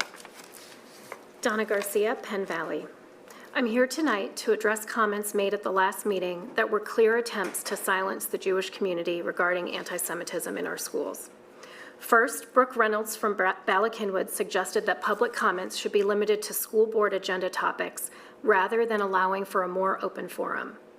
While this may have sounded like a neutral procedural suggestion, it was not. It was an attempt to suppress voices, particularly those of the Jewish community members who have been showing up to discuss urgent concerns. If we were to wait for the school board to put these issues on the agenda, respectfully, we might wait forever. And let's be honest, many topics discussed here are not strictly tied to the agenda, but they are heard. I sit respectfully through discussions that don't directly impact me, and I expect the same courtesy in return. Second, I want to address comments made by Sam Donaghy, a senior who once again attempted to discredit the IRA definition of anti-Semitism and promote anti-Zionist ideology. She said that the Jewish community members speaking out do not represent all Jewish students, and she and her peers do not feel unsafe. To that I say this, I am truly happy that she feels safe. I hope that remains true for her always. If our advocacy isn't helpful for her personally, she can feel free to sit this conversation out. But her comfort does not erase the very real concerns of others, and she does not get to dictate whose experiences are valid, nor should her perspective be used to silence those who do feel unsafe. My daughter, who wears the Star of David necklace, was told by a close friend at Welsh Valley that she was brave and that this friend did not feel safe to wear her Judaism openly. Sam Donaghy also suggested that Jewish students and parents should not be afraid to have hard conversations.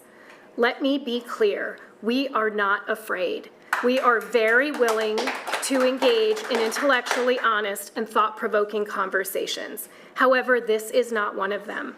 We do not debate the legitimacy of any other country in the world, and we will not entertain this one in our school system. Excuse me, I know you have your time, but you can't be speaking about a student. Any students. Any students. She spoke publicly. I understand that, but you can't be, that's just not the right thing to do. Okay. My children are strong. They know their Jewish history, and they're proud of their Israeli identity. We are not afraid of hard conversations. We simply reject the ones that are harmful and rooted in bias. Lastly, I was disappointed by the reception these speakers received from several members of the board. Smiles, nods, and affirmations, while members of the Jewish community expressing concerns about our safety are met with lowered eyes or silence. We welcome you, Dr. Ranelli, to the role and are keen to see you address this disparity among your list of priorities. Thank you. Thank you. Ruth Jenkins, Wendy Ross, and then Jennifer Eckert.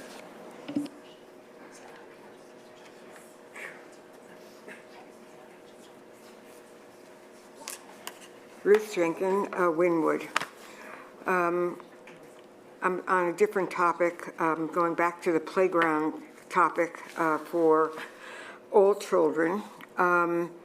The city of Lower Merion is redoing all the playgrounds in the community. They are specialists who are working on these playgrounds. Why don't we use their specialty to help us with our playgrounds, so we don't have to hire another and spend more money? The other money thing was the cost of Oakwell.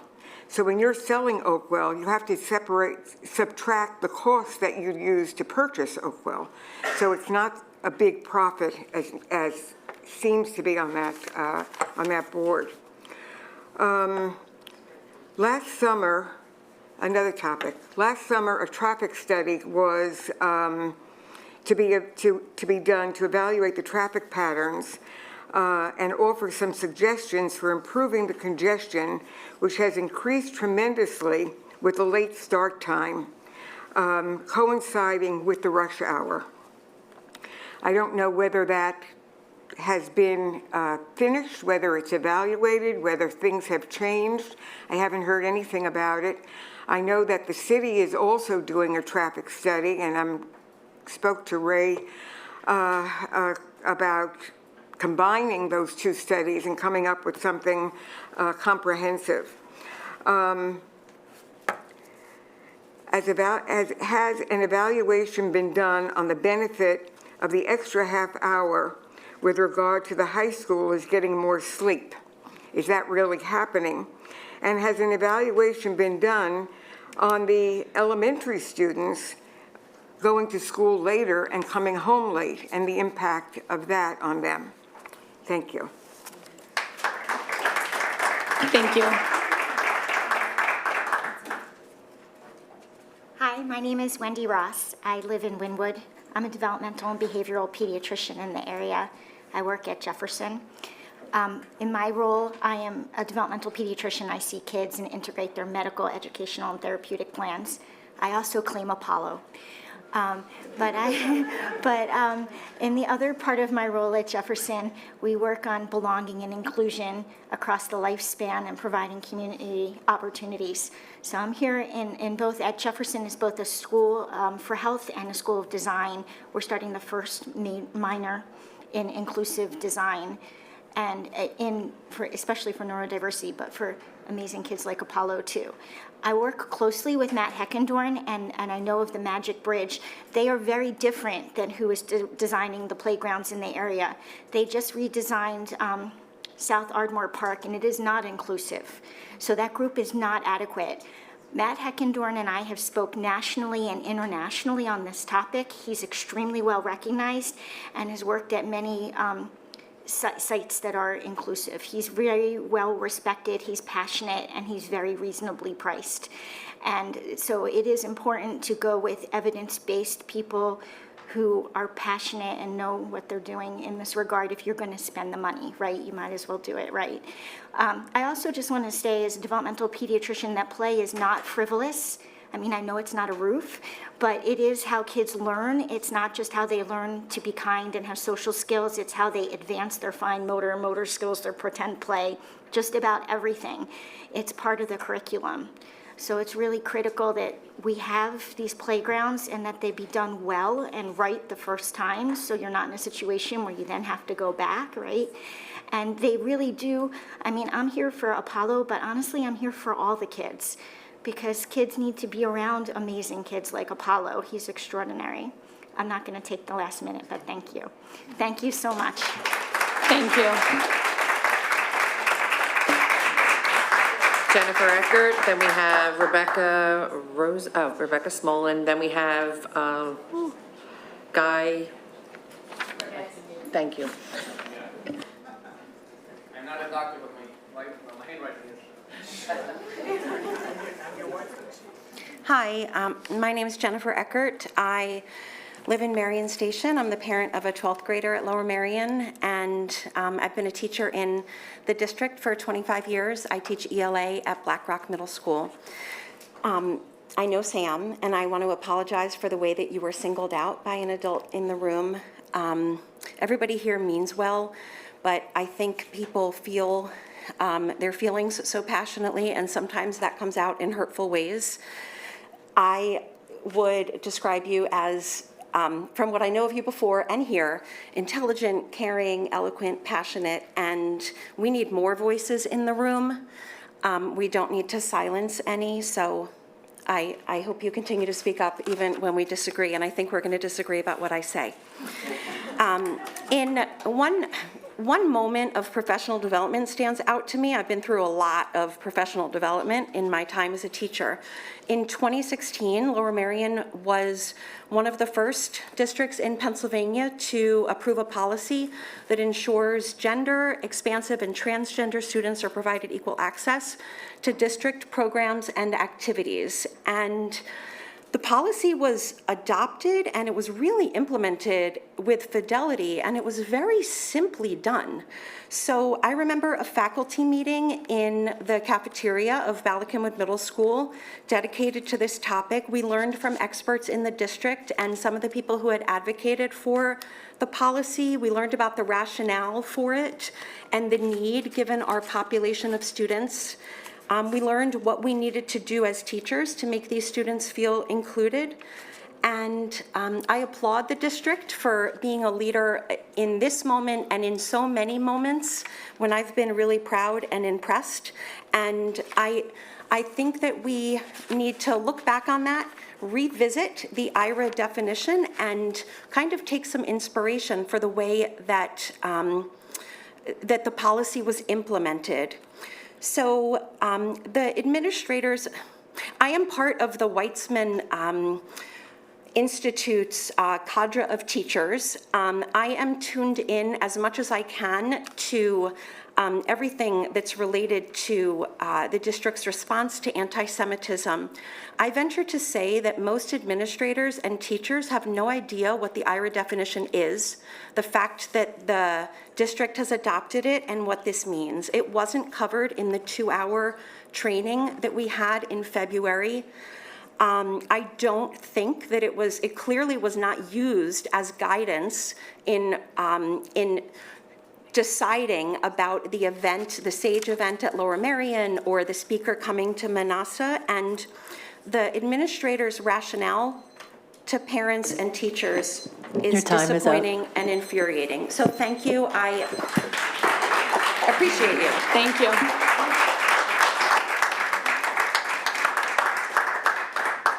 Rebecca Smolin, then Guy, and Daphne Ofer. Good evening, everybody. My name is Rebecca Rosenberger Smolin. I live in Ardmore. I used to live in Ballackinwood. I have a child who graduated from Lower Merion High School 2 years ago, who was with the district from kindergarten forward. I just want to support all the comments on anti-Semitism and all the other things, because I did have an anti-Semitic experience with my child, too, at one point in the district, and it wasn't attended to at all. So I just want to echo some of the comments. And I like the idea of tracking it. I think that's important because we deal with things that we count. And it was just one incident that I know of, but there may have been others as well. And I did relay it to the administration, and it fell on deaf ears. So anyway, I am reaching out because I did personally, on behalf of my child, have a conflict with the administration that lasted much more than a year. And it started with no communication, or promises of communication that didn't happen. And that was very concerning to me, and that was one of the things that motivated me to run for the school board 2 years ago. And I still am watching what's going on, and I'm concerned because I don't want the bad experience my family had or my child had to happen to anyone else in this district if I can help it. And I am particularly concerned as I watch the Department of Education get dismantled. And I just saw what happened in Bucks County recently with, somebody on the school board who had knowledge, was able to address things. And me, I'm an attorney and I have resources, and I could hire a lawyer to help me and my family when we had this issue. I am very concerned about children who have no one to speak for them, in addition to any person having a conflict with the administration. And we just have all been made aware of, or re-made aware of, the issues with the laptop spying in this district several years ago, and apparently there was no repercussions from that. There's a docuseries, Sky High, that's out. So that's what brings me to my suggestion, which I separately shared with the board and with Dr. Ranelli, and I appreciate the attention that I did get to that. So anyway, I think that we need to have an ombudsman situation developed for the community so that we don't have to just go to the administration and not be heard. We need somebody who's in between. Maybe it should be a lawyer. I don't know what the answer is for that, but somebody that's not overseen by administration's counsel. I also think that the board should have independent counsel. I don't think it's good to have the same counsel as administration. That creates a huge conflict and no independence. And I think that is the root of a lot of the problems that we've had in this district. I'm not a professional with education, so I don't have personal experience, but I've heard from professionals with special needs education situations, that there have been a series of situations that have been handled really unfairly and then created a lot of expensive litigation. Those dollars could be saved with an appropriate Your time is up. Thank you. ombudsman situation. Thank you. Guy? Hello. So my name is Guy Brodetsky. I was born in Israel, hence the accent and lack of manners. I live in Penn Valley. I have 3 kids in Lower Merion School Districts, 1 in Welch Valley and 2 in Harrington High School. I follow reports about the school board meeting, as I wanted to express my appreciation quote on some of your work. Okay, we were told by one of the directors that Jews are white and privileged. So I wanted to elaborate and explain about my white privilege. Okay, in 1941, my pregnant grandmother, as the Nazis started bombing her town in Poland, was privileged to be grabbed by her neighbors to escape 1,000 miles away to a strange city. My father was privileged to grow up in Russia during World War II without a father, and while my grandfather tried to make a living, he was privileged to starve because the woman who watched over him took his food. In the 50s, my father and his family were privileged to travel to the newly formed State of Israel to restart their lives for the 4th time in 10 years. My mother was born under the British mandate, so she's actually a native Palestinian, I guess, and lost her father when she was 8 years old. I was privileged to grow up in the 80s, experiencing Intifada, the first one, and in the 90s to see what it means to have suicide bombers in your streets. Okay, I bet none of you ever got off the bus 2 stations ahead of what you needed because you thought a suicide bomber boarded the bus. Okay, in the 2000s, I was a soldier. I saw the second Intifada. So when I say Intifada, I know what it means, not the bullshit I hear here. Okay. Our kids were born in Israel in the late 2000s and were privileged to run to bomb shelters. Well, they didn't really run because we grabbed them as babies. And when rockets launched from Hamas-ruled Gaza after Israel left it in 2005. Even now, when we hear sirens from Belmont Hills Fire Department, my first instinct is to grab the kids and run away to the basement. My wife, Tali, also privileged, but that's a different story, got her PhD raising 3 kids and was invited to do her postdoc at Penn. This is how we got here to Lower Merion, a town with a strong Jewish community and supposedly fantastic public school system. Okay, since October 7th, we found that anti-Semitism is actually prevalent in Lower Merion School District and even in this school board. Okay, you might be Jewish, you might not admit it, maybe you don't even know it, you might hate yourself, I don't know, but you are anti-Semite, sorry to tell you, okay? Staff who do not report anti-Semitic incidents to the district. A school board that ignores pleas from a large tax-paying minority about feeling unsafe and discriminated against. Dismissing concerns of Jewish parents raised against outside speakers who incite violence and promote anti-Semitic rhetoric. A DEI officer who thinks SAGE conference called Resistance 101 was a great day. Oh my God. When an invited speaker was happy to share that she was part of JVP, an organization that harasses Jewish students on campuses and supports terrorists. Your time is up. Thank you. Thank you.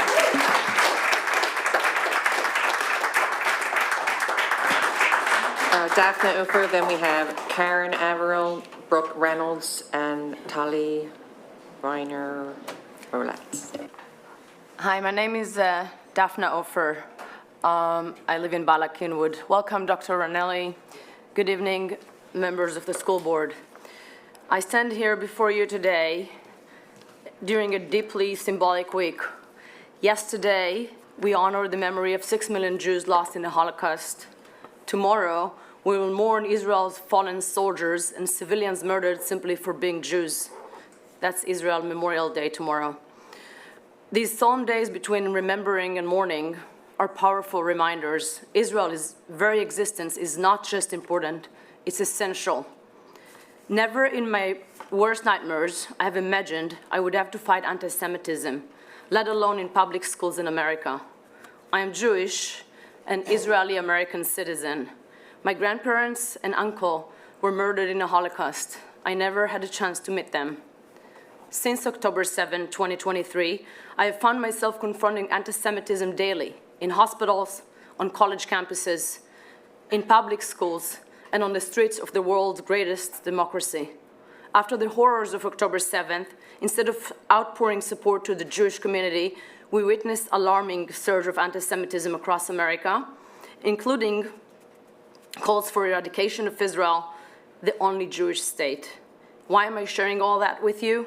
Because this did not skip our school district. Today, during school hours at Harrington High School, as you've heard already, Manasseh Club hosted a speaker, Omar Al-Shoger, who has openly and publicly expressed anti-Israel and anti-Semitic views on social media and other platforms. Jewish parents and students raised urgent concerns, but our voices were ignored.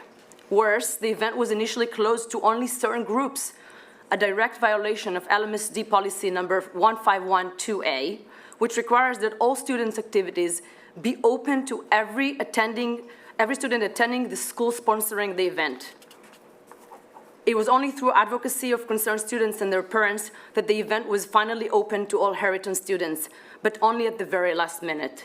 At Lower Merion High School, the district sponsored stage conference titled Resistance 101, a title that is deeply offensive to the Jewish community, echoing language used at Harvard and other campuses to justify hostility towards Jews in Israel. Worse yet, two of the speakers for this session were Lower Merion graduates who were actively members of the Jewish Voices for Peace, JVP, Student Justice for Palestine, SJP, and divestment groups on their colleges, organizations known not only to promoting anti-Semitic rhetoric, but also their connections to groups that support and justify terrorism.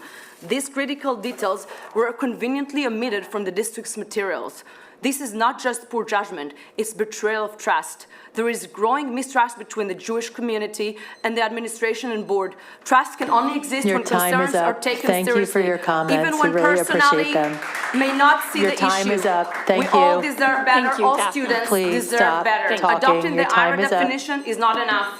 You need to implement it.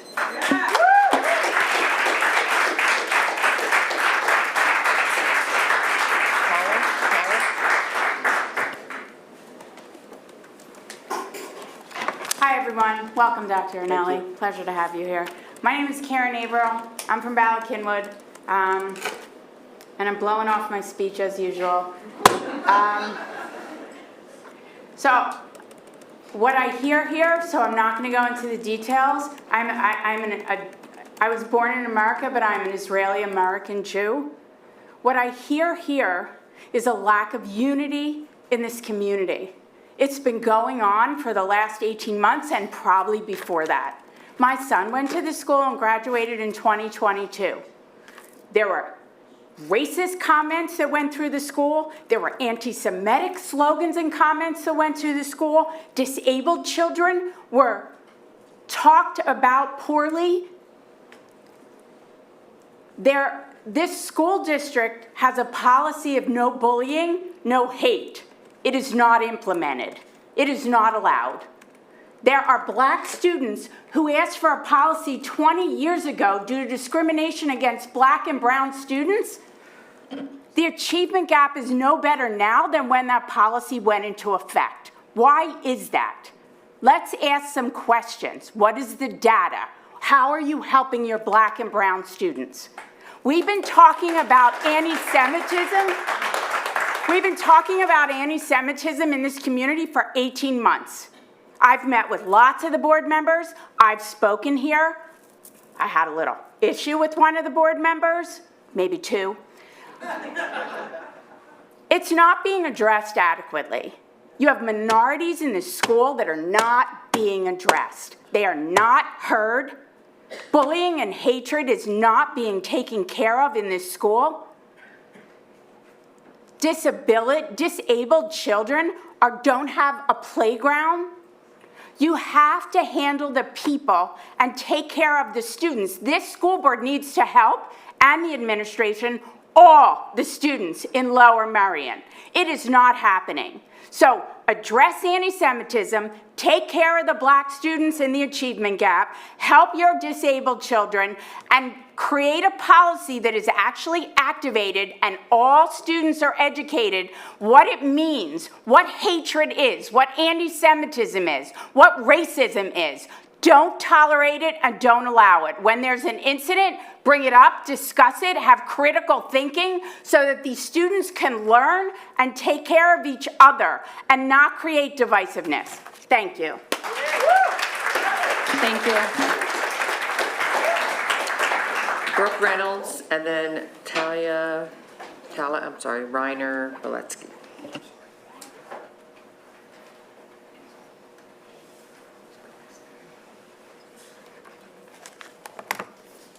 Hello, my name is Brooke Reynolds. Thank you so much for the board. Thank you, Dr. Ranelli. Welcome. I appreciate the Lower Merion School District and all the public servants. I came here tonight based on the budget recommendation, and my request is to take in consideration more active involvement of the students in consideration of the budget, but perhaps in all of the other aspects as well. Most of the board members have had or currently have a student inside the district. I do believe that the active participation of a BJ or a Maya could really help quantify what the students are experiencing, and these are things that maybe the board members might not have. I think active involvement of the students to provide their perspectives in the actual work of the board could be truly beneficial instead of us just benefiting from the brief reports that they're able to share in terms of what's going on in their school. I would also ask that given the current sentiment and activity that happens in a lot of these meetings, that we start considering how to make this a little bit more safe. I come from a sorority. We typically go by Robert's Rule of Order. There's a parliamentarian and everything. I think we are now at the point within the district that we might need to start thinking about how to make these meetings a little bit more orderly and feel a little bit more safe. I will tell you, as an actual minority in the room, saying that as a part of the 92% of people who feel like when I'm standing in here, I don't see many people that look like me. And if I were to ask the people that actually look like me in this room, they would probably be on 2 hands. And it's scary. It's incredibly scary to be a part of a meeting in which we're talking about our community and our students and feel that you need some actual legal people to be here to stand by you. I'm part of the 81% that actually helped contributed to this board and the things that we need to do. So I'm going to close by saying that, yes, I think it's important to have alternate perspectives in the board, specifically to students, so that their voices could be heard. I would encourage the board to think about having some guard support to be able to help these meetings, or Robert's Rule of Order to think about how we handle these meetings to make it more safe for people to come to express their views and opinions. I would also state that I do believe that children should not be mocked. I believe that students should not be influenced or just intimidated. I believe that teachers should not be threatened, and I believe that bullying does not belong in Lower Merion School District. Thank you. Okay, Tali. Then we have, Hi, Tali Reiner from Penn Valley. I want to welcome Dr. Ranelli. I've spoken to the board before, so thank you for, I know this is a tough evening and you've heard a lot, so I'm gonna be short. I'm Israeli, okay? So I know a lot of the discussions here about the IRA definition and what is anti-Zionism and where do we cross the line by criticism of Israel to anti-Semitism. It's a difficult concept. But I would think that now, over a year after the district has implemented the definition, this should be clear to the administrators at least. But I keep getting questions from the principals of my kids asking me, What's the difference? That I shouldn't be the one providing that information. They should have it. They should know it. Same when there are other types of racism or discrimination.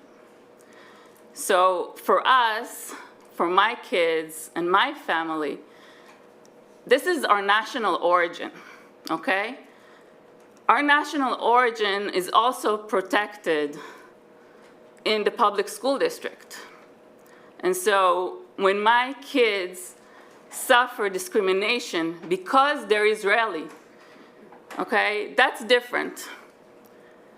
They were born Zionists, okay? They don't have a choice like American Jews if they can choose to be Zionist or not. They were born into it. This is our national identity, and each time they get bullied or pushed around in school because of their national origin, this is a big issue. And time again, administrators, principals, teachers tell us that we are overreacting.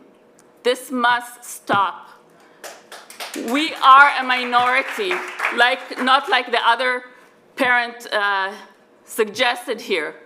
There are less than 2% Jewish people in the world, okay?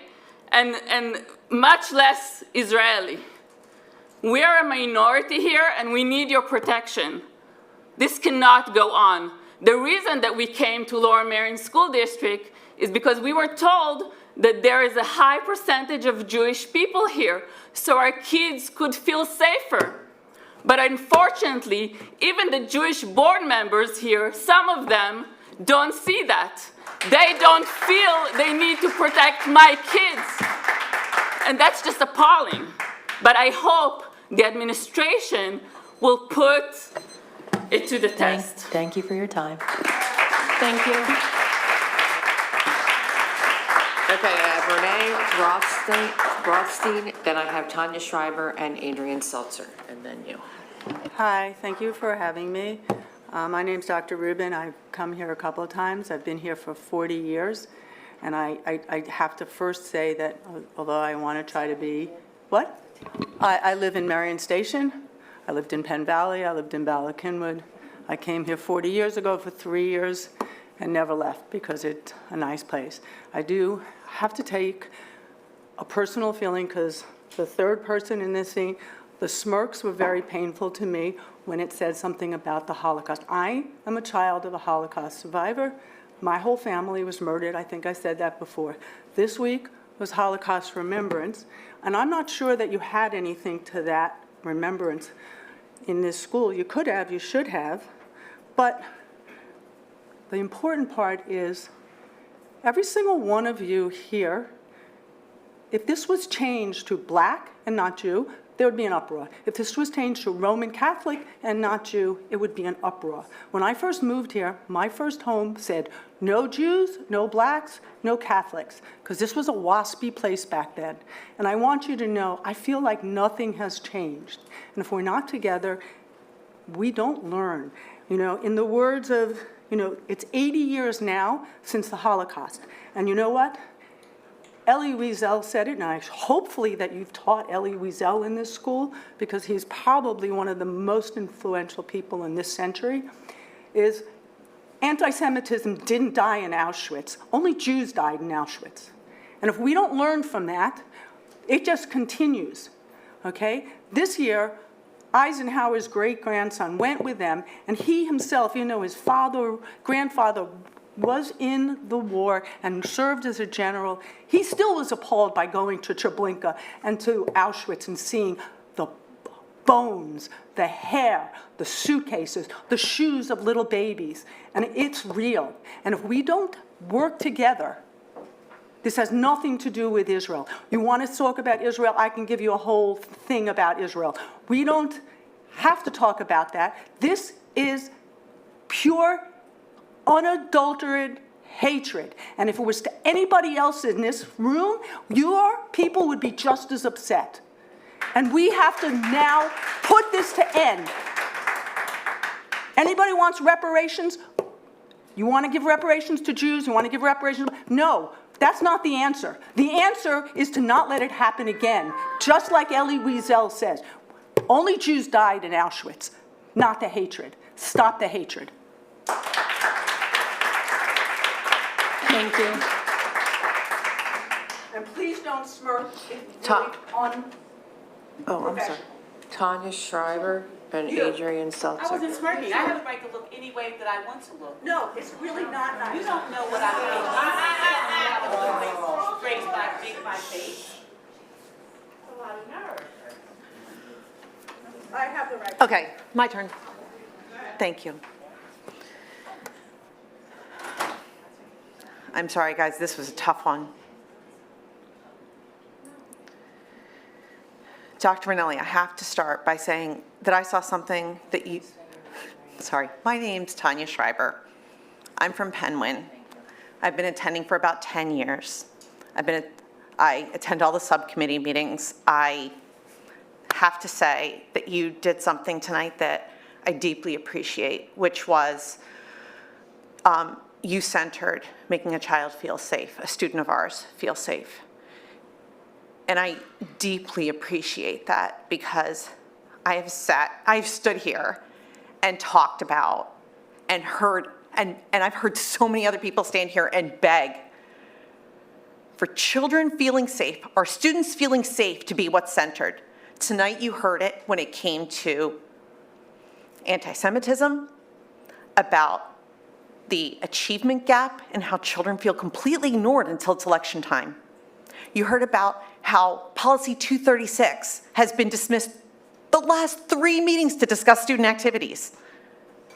Over and over again, we have been asked for eternal grace for the staff, for the coaches, who just don't do their job correctly and don't get written up for it, but they get eternal grace for all of their shortcomings.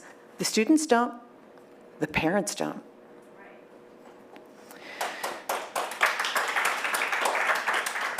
And because of that, I'm going to be brave enough to talk for a family that I saw on the agenda, item 14.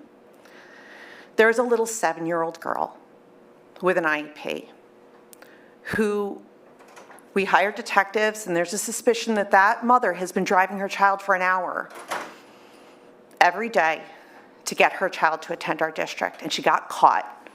And we're going to talk about whether or not we're going to ask for that money back. But we're also going to talk, despite the fact that the mother hasn't responded to the emails, and she hasn't responded to the certified letters, whether we're going to take this child with her IEP, this his or her, I actually don't know, 7-year-old, and expel her tonight.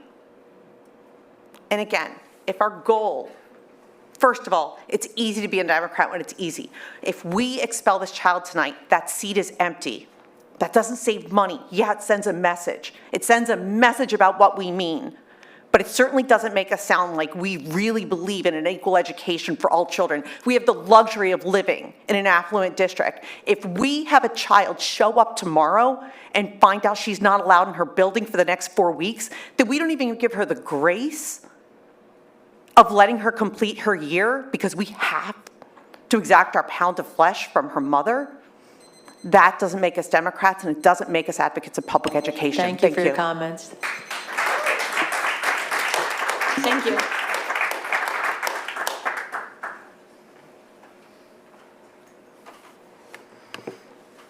Now it's a new phone. Let's hope that I can find the stuff again. Adrian Seltzer, Wynwood. Dr. Ranelli, I feel so bad that this was your baptism of fire.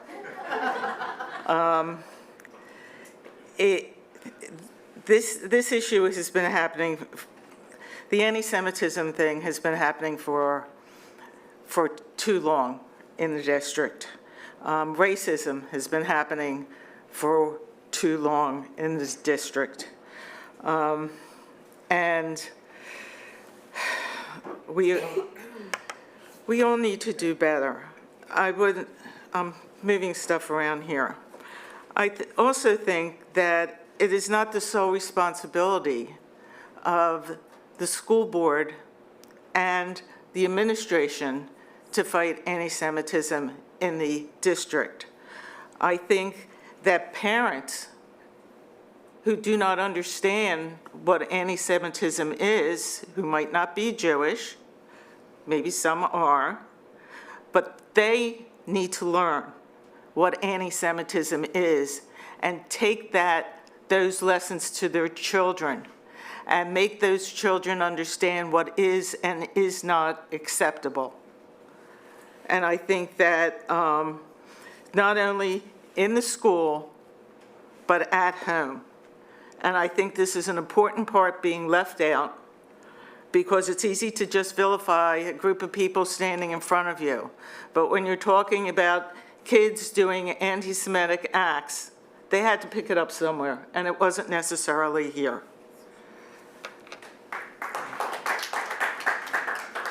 Yeah, I knew that wouldn't get an applause. Teachers versus extracurriculars. You had students get up here that were concerned about they're losing teachers for classes that they really like. Have the same cuts been given to the extracurricular activities? And I totally agree that we need a new law firm. The amount of money that was wasted during the woke lawsuit itself was criminal. You have a policy 119 that pertains to curriculum where both sides of the argument have to be presented. I mean, in some things, it's not both sides of the argument, it's facts versus misinformation. But that needs to also apply to the extracurricular activities that happen that are supported by the school. And no time remaining, perfect, that's it. Thank you very much. Thank you. Welcome and good luck. I'm speaking for myself tonight, but I'm also with NAACP, Stand Up for Lower Merion and Narberth. Your time is up, thank you. I know, but I'm here to help. We will now That's go on to the chat feature. Thank you. Michelle McGill, Bala Kinwood. The review of Policy 236 Behavior Supports has been on the Policy Subcommittee agenda for a few months, but has been postponed over and over again. There's another Policy Subcommittee meeting this Friday. Can I get your commitment that Policy 236 will be the first topic on this Friday's meeting?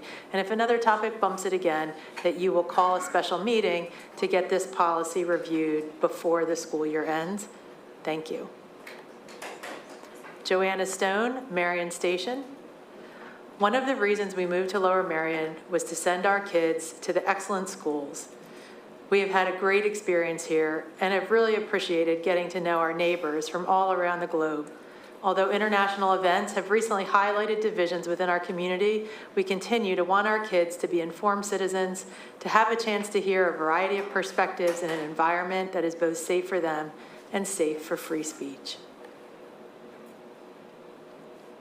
Brett Rubinson, Penn Valley. I totally support the playground renovation project to create inclusive playgrounds for our children with special needs. This project must be financially supported by the Lower Merion School District.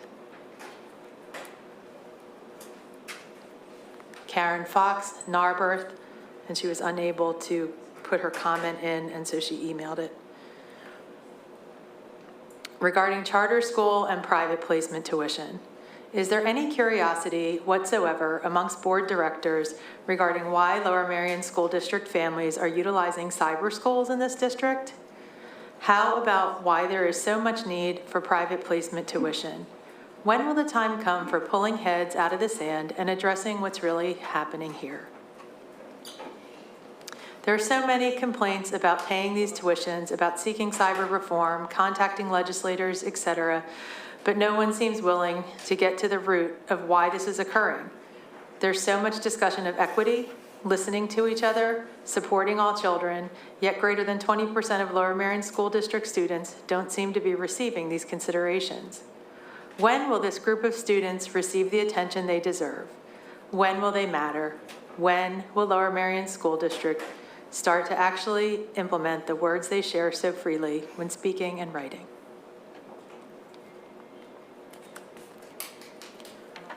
Stacy Bear, Wynwood, Pennsylvania. Concerned about the lack of accessible playgrounds in the district. If a child uses a wheelchair for mobility, they're unable to participate and play with their peers during recess and in the community. We need to change this ASAP. Sophie S. Sophie Spiegel, Gladwin. Dear members of the school board, good evening. My name is Sophie Spiegel and I live in Gladwin. I'm a Jewish student at Harriton.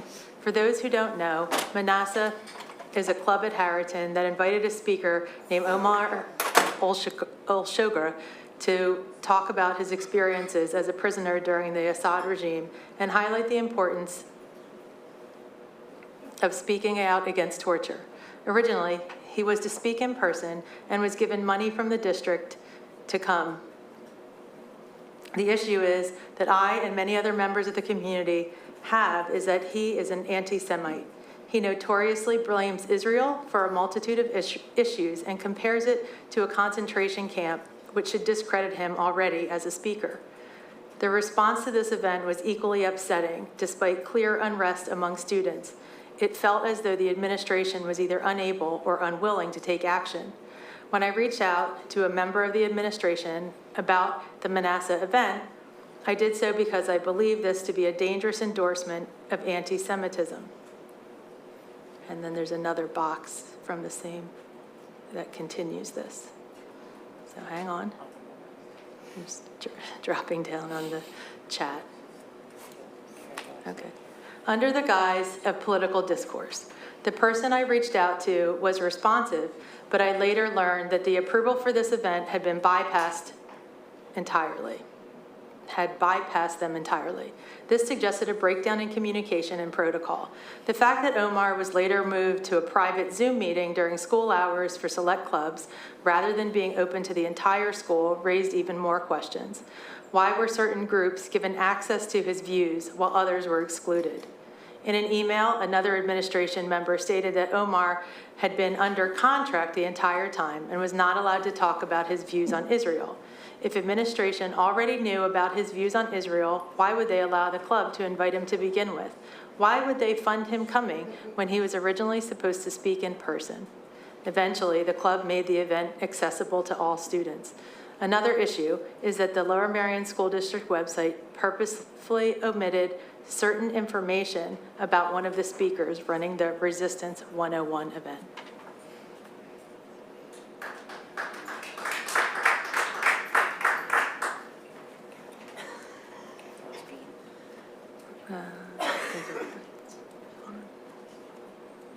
Okay, Catherine, okay.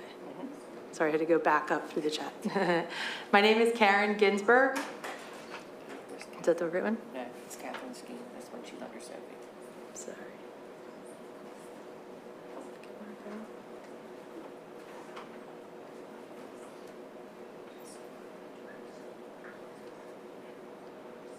Catherine Skeen, it's just hard to scroll it down right to the right spot.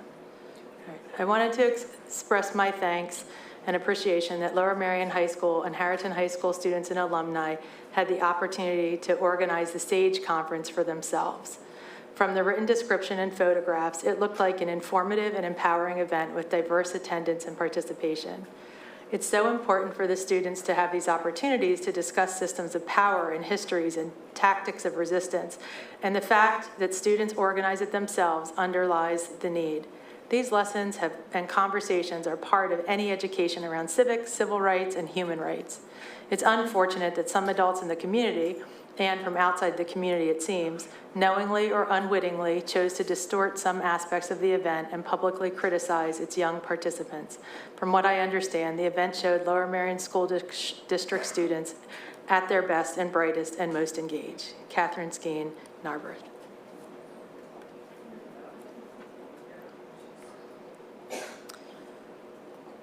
Karen Ginsberg, Ardmore. Hello, thank you so much to everyone who works on behalf of our school district and our kids. My name is Karen Ginsberg. I'm writing in support of creating inclusive playgrounds so that children with disabilities can participate in playtime, which is so important in physical and emotional development. As the mother of a special needs child, I feel especially keenly the need to make sure our playgrounds are inclusive for those who need to be in wheelchairs or have physical limitations. My daughter spent too much time in elementary school sitting on a bench while children played around her. I don't want any child to feel left out in this way because the playground can't accommodate their special abilities. I understand that there are budget constraints and hope that a beginning will be made to start the process of making fully accessible playgrounds for our students. Thank you, Karen Ginsberg. Fatima Rogers, Bala Kinwood. Welcome to Lower Merion, Dr. Ranelli. I'm looking forward to working alongside you. I hope your transition is smooth, and I feel the support from our students, families, staff, and board. This is an exciting time for our district. I appreciate your willingness to serve our community. Jennifer Rivera, Bala Kinwood, Dr. Ranelli. I just wanted to share how grateful I am to have you leading Lower Merion as our new superintendent. I am truly excited to work alongside you and support the important work ahead. Thank you for recognizing that Lower Merion School District must be a place for everyone and for making all students your top priority. Your vision gives me great hope for the future of our community. Looking forward to what's ahead.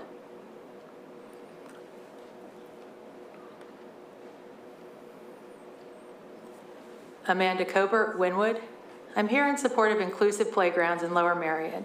Currently, none of the playgrounds are wheelchair accessible, which limits participation for students with disabilities.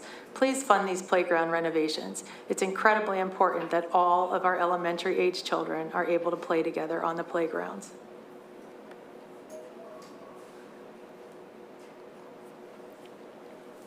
Rebecca Brodsky, Ardmore.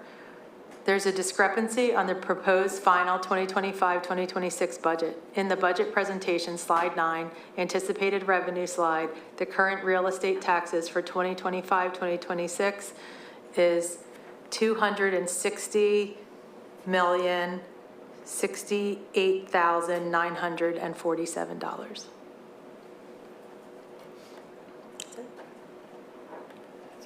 However, on the PDF, sorry, this is down below. However, on the PDF, it is listed as 270 million. That was in a separate bubble below. And that's the last. Thank you all for the comments.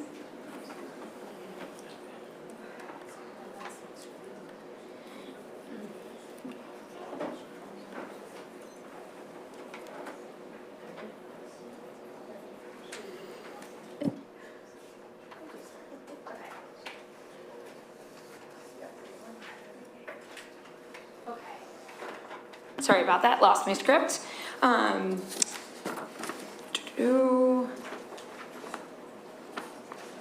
So if, okay.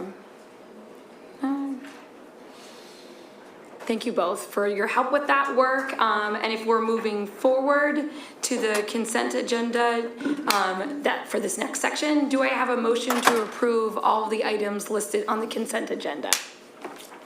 So moved. Second. Any discussion? All in favor? Aye. Opposed? Abstentions? Motion passes. Thanks. Ms. Brooks, will you please now make an announcement required by the Pennsylvania Sunshine Act?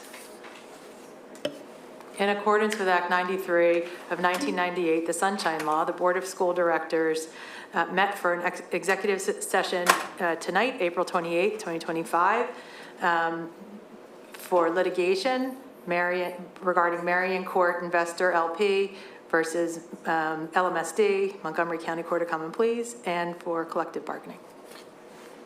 Point of order. It's part of the Robert's Rules. You didn't ask the rest of the board if they wanted to remove anything from the consent calendar. And so A, we do that prior, so then we pull prior, and B, they can bring it up during discussion of the consent agenda. Right? So is the kid expelled? Just checking. we can have conversation after this. Thanks. Okay. Now the final thing that we'll do, and then we can have a sidebar on that, is committee meetings will be held in the boardroom coming up, just to give everybody a heads up on what's coming up. May 19th is the regular business board meeting. We'll be in the boardroom at 7 p.m. as well as online. May 2nd is the policy at 9 a.m. May 12th, curriculum at 7 p.m. May 15th, facilities and purchasing on Zoom at 9:30 a.m. And finance will be at 9 a.m. May 16th. Thank you very much, and we are in adjournment.